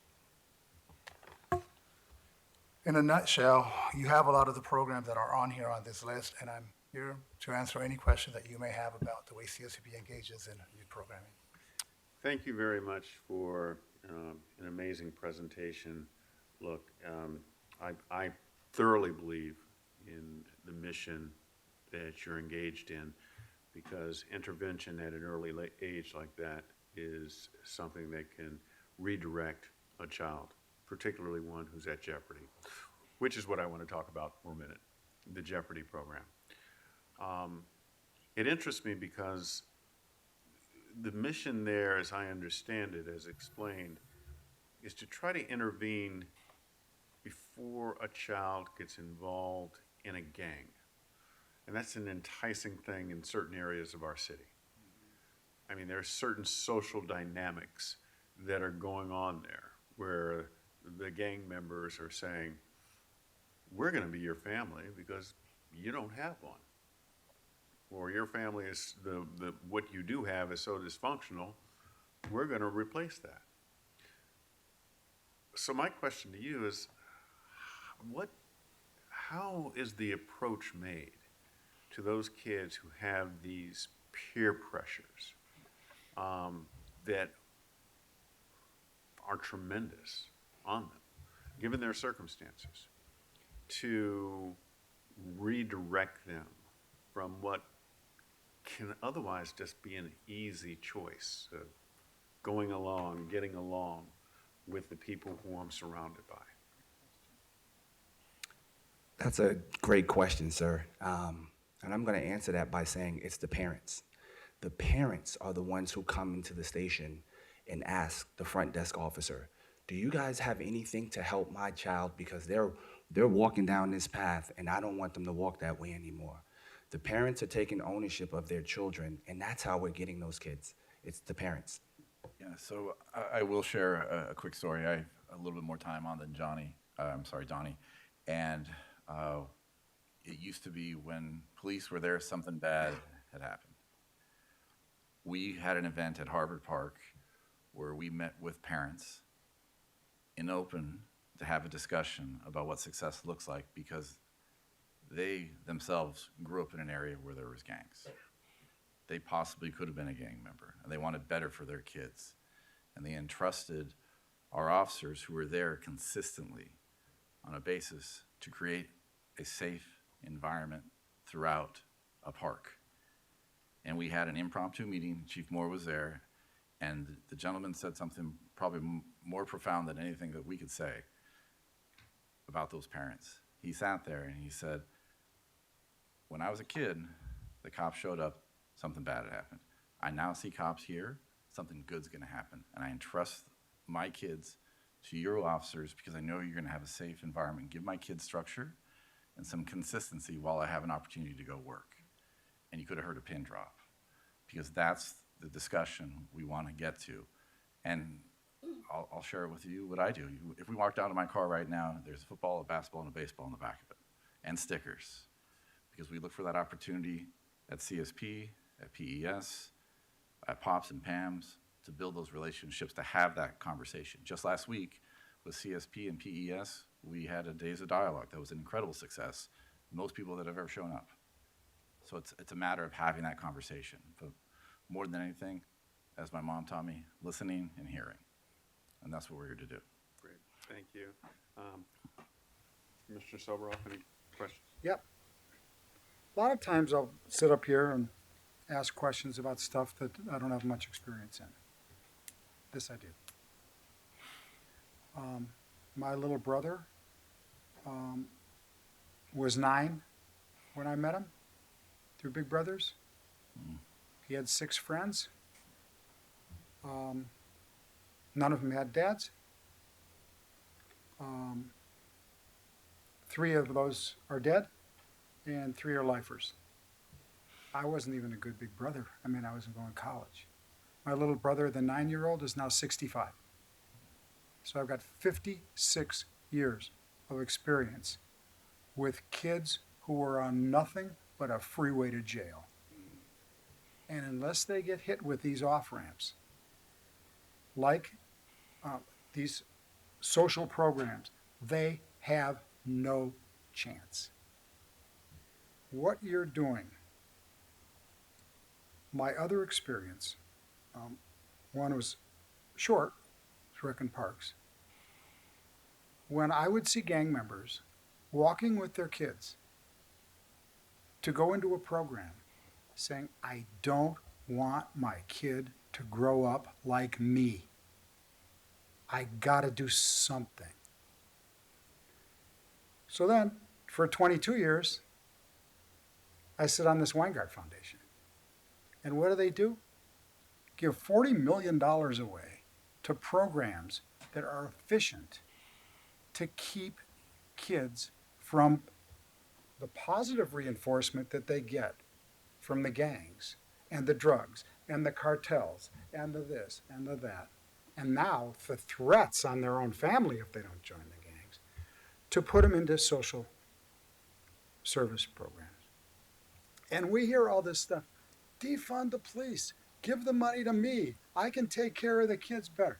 I will tell you flat out, publicly, that the efficiency of what you are doing is so far beyond what any service provider in Los Angeles, or I can say in America, I mean the LA Rams now took over the other, is so this idea of taking money away and letting other people provide opportunities. You're not just keeping people, you're just not getting people to become cops. You're keeping them from being dead. You're keeping them from being drug addicts. You're keeping them from being criminals, because that's where they're going to go if it isn't for what you're doing. And I will tell you, I will make a statement here. Again, 22 years on this Weingart Foundation. The efficiency of what you do, the number of kids that you affect, and keep from dealing with you on your other side, that part of your car that doesn't have basketballs in it and things like that, is phenomenal. It's, in the words of the Colonel, cluck for the buck. And I applaud you. I'm excited about it. And anybody that has anything to say about taking a dime away from you and giving it to some program, there will never be the efficiency of what you're doing. And I'm proud of you. I'm happy about it. And God bless you guys, because you are saving this city. Thank you. And Fred, stand up, man. You are cool. You have been cool for more years than I've been doing anything. And thank you for everything that you've done. You guys have saved thousands and thousands of lives when we get 5 people come here and tell us how stupid we are and how we need to take money away from you and give it to them so they can come up with programs. Period. So could I respond to a comment? Sure. You know, Captain Brockway mentioned something about creating a safe space. And if I may, I'll share with you. 25 years ago when I started with the city, I was one of those service providers. I was a case manager for the Youth Opportunity Movement, and I was assigned to the public housing developments. And I struggled. I struggled just with the safety and trying to get kids to come to the gym to do tutoring. I struggled with bringing tutors to provide, after-school homework. I struggled with bringing programming because it just wasn't safe. I mean, more than once I ran from my office to my car and ran home, and it was just a different environment because it wasn't safe. When we started in 2011, in the gyms, the Housing Authority had a contract with not Boys and Girls Clubs, Rec and Park. But there wasn't a lot of programming because you had Rec and Park staff that were scared to death and were kind of giving in to the folks who frequented the gym, which was a very small group of folks. And, as we engage with residents at schools, as we engage with residents through our community engagement, they said, we're not going to the gym. We're afraid. Our kids are afraid. Our kids are afraid to, use those facilities. We're afraid to have them there after dark. There just wasn't a safe space. And so with CSP, we weren't the answer, but we were up at the table, a part of the solution to create a safe space to be able to bring in service providers. 10 years later, 12 years later now, you fast forward and there are a tremendous amount of resources coming into these public safety sites every day. I'm astounded by the amount of people that are coming in, sitting on Wasking Task Force, listening to all the programming, all the events, 5 toy giveaways every Christmas at every site, just backpacks, books. Again, it's just a safe environment now. There's The communication, churches, there's the collaboration. churches send people to you too. Yes. Churches are a great resource. Yes. Yes, the churches. I saw folks walking around on a weekend when I went to a weekend event that were there from just different foundations that now felt safe. Churches specifically on weekends coming in who felt safe to bring in, programming, to bring in supplies, to bring in diapers, baby to baby, where they were giving away free diapers. Again, because they said they felt safe now with CSP there to provide that kind of safe environment and space to work in. And you know what? When that guy comes here holding his kid, that's what I'm talking about. That's not what a parent should be doing with their kid. I wasn't talking about being safe with cops here. I'm talking about being safe with parents that know what they're doing with their children. And it makes me sick to see that kind of stuff. And a lot of the folks out there are parents. My aha moment when I was a young case manager was in the afternoon, one of the shot callers in that community, William Meade, came in and said, "Hey man, I want to talk to you." I'm like, "Okay." He said, "Can you help my kid? Can you get him into programs? Can you get him some tutoring?" Wouldn't speak to me outside, but behind those closed doors in my office, wanted help. And that's why when we started our program, football was so important because sports are the great uniter. Sports bring people together. And when we started our football program, we recruited those kids and we took them to games. And in the stands, you had some of the folks who might have been gang affiliated who didn't speak to us because they weren't going to deal with law enforcement because there was no trust there, and slowly but surely they would go to the games. We had to talk to them a little bit also about how to behave in the stands too, as we went to some of these communities. But we began to build relationships because we were both engaged in working with their youth, providing a sports avenue for them, and that was a great uniter, football. Great, thank you. Commissioner Shields. Thank you, and thank you for this great report. And I know that you just list out a number of organizations or operations like Operation Progress, 10K with a Cop. I know that you could write a whole report on each individual project. So I want to commend what the department is doing just very holistically here. And kind of going to your point about parents coming to you to ask, is this type, now that everything is combined in a report, is there a way that it can be very easily accessible on the website where parents can see what programs are available by age range? And is that already done and I'm not aware of, or is that in progress? There are ways that we are working on it. We obviously, Mr. Tiefenk gave me the idea for something in my other job about creating an app. When I was at CSP, we started working on apps. CSP is working on their website to have access to all that information 24/7 as opposed to Monday through Friday. Luke and Pops and Pam, same thing. We have websites. It's a matter of making sure that we're pushing those all in the right direction. So using our LAPD public online to utilize that, that's something we've had discussions with the chief about to ensure that we know exactly what services we could provide and what kind of mentoring we can provide, and then having that constant communication with the parents. When we have the days of dialogue, it's just not kids, it's parents, to be able to talk about what is specific to their division or specialized unit. And there's a cornucopia of things that we can push and things that we can do. It's just a matter of making sure that we find the right fit for the right parent, right kid, and to make sure that we keep that communication going. But yes, we definitely have some things, and we'll incorporate that, and I'll get that to you. Perfect. No, thank you. Because more people in the community need to know what you all are doing, because that's the things that the media isn't picking up. Well, and that's why we worked with the Youth Development Department for the mayor's office. We've been on conference calls with the good Commissioner Kalanche, kind of giving us some lead on exactly what it is this assessment needs to look like, and that's that constant communication. So excellent. I just had two more questions, and they're kind of related to eligibility for some of the programs. I noticed that there are several programs where there is no criminal history allowed, and wanted to just get a view as to how much of that is excluding of people, and whether even like minor infractions are included in that. And also, you all have done a fantastic job recruiting with the Hispanic community. With the Black community, it seems like there needs to be a little bit more work. So are there any barriers that you see when you're trying to do, aside from just general sentiment, when you're trying to do outreach to the Black community? I'm not going to make excuses. It's reality. Right in 2018 and 19, we were having some tremendous success before COVID hit. In Southwest Division, where I was the captain 3, I believe we had 16 new cadets. 14 out of the 16 were African American, and we lost a little bit of ground during that time frame, but we're definitely picking it back up.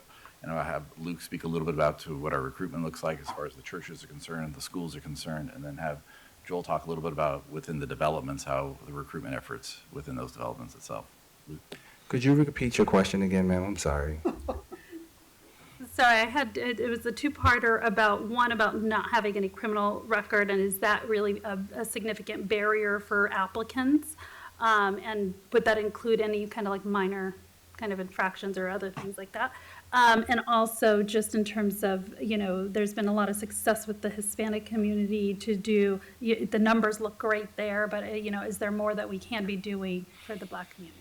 Yes, ma'am. So when it comes to, and I'll just on the recruitment side, there are some challenges when it comes to recruiting on the African American community. What we did in 2019, and Commander Brockway touched on it, we did have a large amount of African American youth participants in the Cadet Academy through recruitment, but that started in public engagement section. And what we did was we took a senior lead officer and 3 other officers and told them to go out and do nothing but recruitment. As a result, in the start of a 2020 class, a brand new class just before COVID hit, we had 26 young African American youth participants in our academy class, which was probably the highest in a 10-year span. It was the highest amount of African American kids we had. So what does that tell me? That tells me that I need a dedicated group of people to go out and specifically recruit young African American children. But what does that entail? That entails going to homes and talking to parents and guaranteeing parents that somebody is going to look out for their child. That barrier is a trust barrier there. And do we have the resources to do it? We're working on it. Can we continue to do it and sustain it? We're working on it, and we're a work in progress, and we're always going to try and do better. But that's what is needed to get those numbers. We need a dedicated group of people to do that understand that dynamic of the lack of trust. And as far as the criminal record and the criminal history, all we ask young people to do for our youth cadet program is really to fill out an application. The parents help provide information if the child has done something wrong. For the most part, our young people, they haven't even entered the system yet.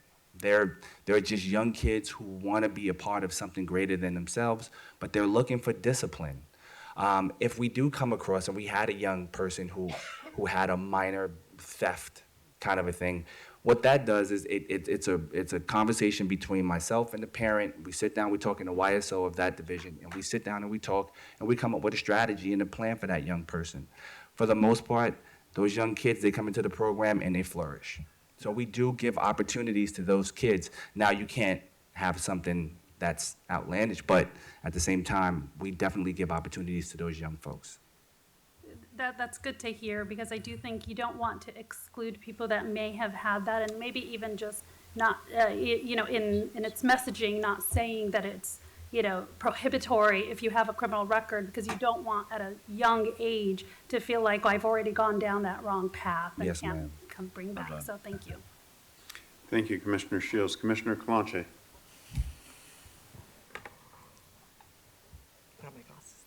Thank you.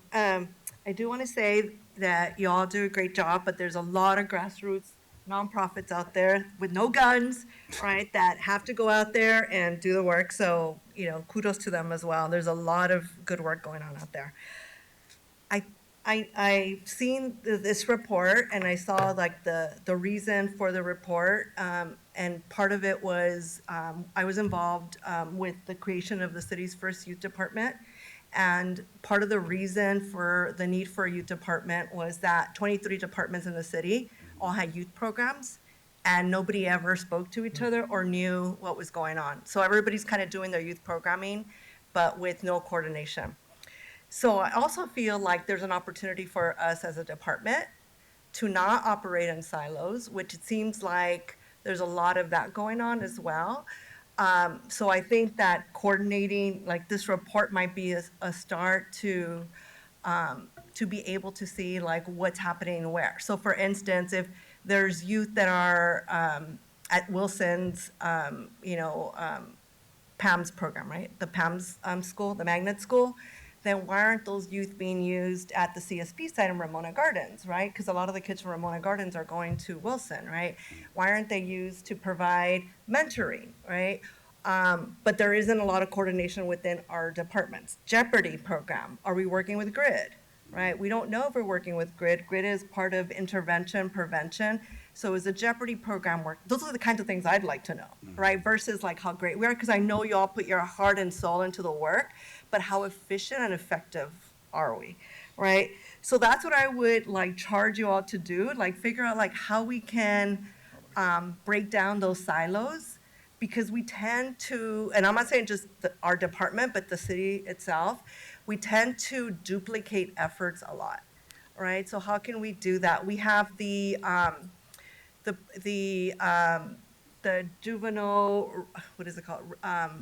Diversion program, right? Are those young people being directed to the Jeopardy program or to the Pell program? I know some of them are directed to, just from my experience with Hollenbeck.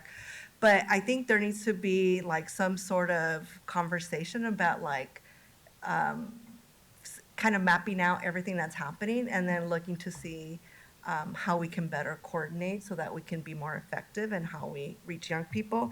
And I think the other thing is that still even CSP has a struggle with this, is like how do you reach the 15 to 18-year-old, right? We do a really good job with the young people, the younger children, sorry.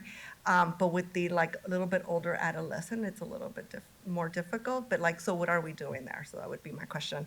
So it's not a question, it's just a suggestion, that we kind of figure out like how to better coordinate and not work in silos. Commissioner, I really appreciate that, and I'll be honest with you. When I came here, I did not know the extent of public engagement section. When I went to CSPB, I didn't know the full extent of CSPB. I really didn't know a lot about POPs and PAMs. But what I can tell you is when the chief said, we're going to work with the mayor's office and liaison with the youth development department, the very first thing we did, and that's why this report is a little bit late, very late, is because we wanted to have this opportunity like we're having today with the mayor's office and then participate in conference calls and Zoom calls to bring the whole city family together to make sure that we're not working in those silos. We still are. But with Ms. Salazar, she's amazing, and she's been able to bring us all together to have these conversations exactly as how do we go ahead and cross-pollinate all these different organizations. I do have a couple of other things. One is I think the request was for like a budget amount, and I don't think that was in our report. So that might come up again in Public Safety Committee, just like how much of our resources are going to this, right? The other is, I think CSP, I think you've heard me say this a lot, but I guess my question, Joel, is some of the programs like Girl Scouts, which are great, but they're led by a police officer. So what, are they not? No, ma'am. So the Girl Scouts now are being led by the different schools. I know Ramona had a group that was being led out of Murchison there. So all our programs, our football program, they've all been turned over to the community. Our football program, our Girl Scout programs, again, they're all being led by the community. Our engagement is usually through mentoring, through providing support, through capacity builds. But most of these programs that you're seeing out here, again, now that we have the safe space, are being led by, to your point, there's a lot of nonprofits, grassroots folks doing great work out there. Because I think early on, CSP, just from my experience before I was on the commission, the officers were the leads, and my concern was when these officers left, then there was a void, and how are we building that community capacity to lead these programs? So I'm glad to hear that we're just a support for the community leading these projects, so that's good to hear. Yes, ma'am. No, absolutely. And to your comments earlier, absolutely right. That is a challenge, trying to get communication across the board. One of the challenges is also, there's a lot of information that certain providers will not share with each other because they're working with youth, and that creates a further problem. So thank you for your work on the Youth Development Department. I'm hoping that, to your point, that will be a great air traffic controller to get everybody to work together. And actually, my new job, just like FYI, we're creating an app that will like map out every single youth resource across the county. So we need to include LAPD. Yeah. Thank you, Commissioner Kalanche. Commissioner Suthers. Yes, thank you. First, I want to thank you for the report. So in the interest of full disclosure, I'm a USA Today contributing editor and wrote an op-ed piece 3 years ago on what defunding the police would do, and the greatest impact I felt it would have would be on programs like the ones that you have. And I speak from a position of strength. I won't date myself here, but a few decades ago, I was a PAL kid in New Jersey, when PAL stood for Police Athletic League. And I spent a lot of time there. It wasn't because I was a kid in trouble, it was because of a place I could have fun. When I went to Santa Monica PD some years later and worked gangs, I realized that we didn't have a PAL in the city. And I'm really proud of that PAL that we started in Santa Monica and the buildings at 14th and Olympic, if you ever care to go by there. So I know how important these programs are. Sir, thank you for your service and all the work that you do. I did want to say a couple of things. With regards to Commissioner Shields, and I agree with her on the criminal history having some impact. We started an after-school program here in the city some time ago. In fact, it led to somebody who was leading it who became governor after that. And I'm going to see him tomorrow because we're doing a whole session on terminating hate. No. But what we did, because of that threshold, we decided to, at those 4 schools, employ former gang members as our security people. The word went out to the neighborhood that if anything happened to those kids at that school in that program, they would answer to those former gang members. We never had a problem. So I got the would-be governor to agree to that, and that's how we did it. Just food for thought, and I know I'm preaching to the choir. The one thing I will say is that same governor used to have a saying of, if you're the best in the world at what you do and nobody knows, you become the best kept secret in the world. I want to echo Commissioner Kalanche and Commissioner Shields' comments about letting people know what you do. And I think 2 things. One, we should know how many officers and what percentage of officers were in PAL or related youth programs as kids. And I think it should be on our applications when people apply, whether they get here or not, if they were in those programs, which may have led them to applying to this department. Yeah, Commissioner, we did, the chief's direction, do a chief of staff project to find out right now how many people we have within LAPD.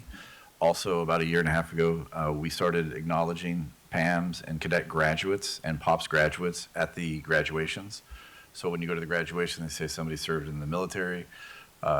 We will acknowledge the fact that they're a PAMS graduate, a POPs graduate, or a cadet graduate. So we definitely want to address that. But yes, we have a current program, project that's out to capture all those sworn and civilian. Outstanding. The only thing I will say, I do see those young people at USC all the time in uniform. And while I want them to come here, I want them to stay there and get their education at the same time. So, but thank you. Roger, thank you, sir. Thank you, Commissioner Suthers. At this point, I move that we approve the department's report. Commissioner, if I could, just before you put a capstone on this. Sure. I'll be really, really short. I want to cover 2 things. One is that this effort is a shared effort. And just as you questioned earlier today about officer-involved shootings and the violence and the issues of the disparity in regards to the communities that suffer the greatest violence in the city, and what are we doing about it? Today is a presentation of what we're doing about it. And I want to be clear that the amount of budget that's on this, each of the areas, 21 areas, have youth service officers. Absent that, this has been allocation of resources that would otherwise be patrol officers, people who work the POPs program, the PAMS program. These are not items that are supported on the city budget per se. I mean, recognize that they're all police officers, they all have salaries and the supervision, so there is public monies that are there. But what it's not is a matter of 50 officers that we've identified in starting a new program. These have been integral to our department operations for 4+ decades to varying degrees. It would not be fair to let this go by without remarking on Roberta Weintraub and her leadership and development and her vision of the PAMS program, what developed into the POPS program, for continued husband's continuation of that. But also the Los Angeles Police Foundation and the Los Angeles Police Youth Foundation, both made up of philanthropic community members who step forward and are supporting everything from youth programming within the geographic areas all the way through to CSP and both localized as well as across the organization. This is a grassroots effort, and like many of the youth programs across Los Angeles, they are one-offs, if you will, of good ideas, people who are dedicated to a mission, and then trying to knit together resources with a scarcity of those. And we are getting better at this. I think we're better today than we were 5 or 10 years ago.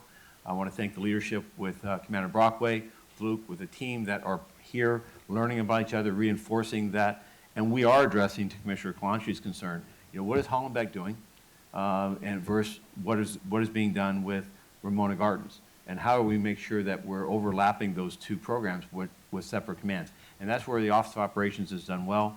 I also believe that Mr. Booker and his team, Community Relations, has found opportunities with philanthropic communities, but also energies about bringing people in. And those targeted community today is a 15-year-old to a 24-year-old male person of color. And that is to build relationships. I'll close by saying those partners in all this work has developed trusting relationships with parents and given parents tools that are far beyond a cop and a kid. It's about a cop and a family's involvement in a community. I'm proud of their work. It's meaningful. It makes a difference. And we look forward to the Youth Development Department taking on the role of integrating all the other services, both NGOs, public sources, and others, families of churches, bringing them together and improving so that when we talk about our communities, we're not looking at the landscape of where we see violence, we see the loss of life as we do today. And those violence and those loss of life is a result of broken families and broken individuals who do not find a way into one of these programs and beyond. Thank you. Thank you, Chief. And before I bring the motion, I do want to thank all of you for a tremendous presentation and for what you do. This is impactful beyond words, particularly for the lives that you touch. And Mr. Booker, I'm not forgetting about you back there, even though I can barely see you, but thank you for your service too. So I move that we approve the department's report and transmit it to the Public Safety Committee. Is there a second? Yes. Motion's been made and seconded. All in favor say aye. Aye. Aye, motion carries. Thank you, everyone. At this time, we're going to go into closed session.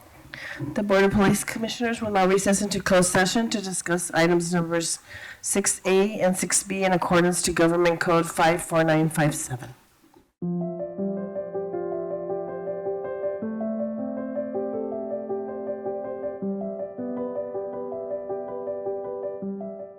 The Board of Police Commissioners has concluded its work in closed session. We are back in open session. The Executive Director will report out. Item 6A1, officer-involved shooting number 022-22. The Commission on a 4-0 vote adopted the findings of the recommendations of the Chief of Police. Tactics, tactical debrief, 1 police officer 3, 2 police officer 2s. Drawing and exhibiting in policy, 2 police officer 2s. Non-lethal use of force in policy, 1 police officer 3. Less lethal use of force in policy, 1 police officer 2. Lethal use of force in policy, 1 police officer 2. As it relates to item 6A2, officer-involved shooting animal number 024-22. Commission on a 4-0 vote adopted the recommendations of the Chief of Police, which were tactics, tactical debrief, 1 reserve police officer. Drawing and exhibiting in policy, 1 reserve police officer. Lethal use of force out of policy, administrative disapproval, 1 reserve police officer. As it relates to items 6B, 1, 2, 3, and 4 were adjudicated. Let the record reflect that Commissioner Soboroff was absent during the closed session. That concludes the report. Thank you, Mr. Tiefank. At this point, there being no further business before the Board of Police Commissioners, I move that we adjourn. Is there a second? Motion's been made and seconded. All in favor say aye. Aye. Aye. Thank you, everyone. See you next week.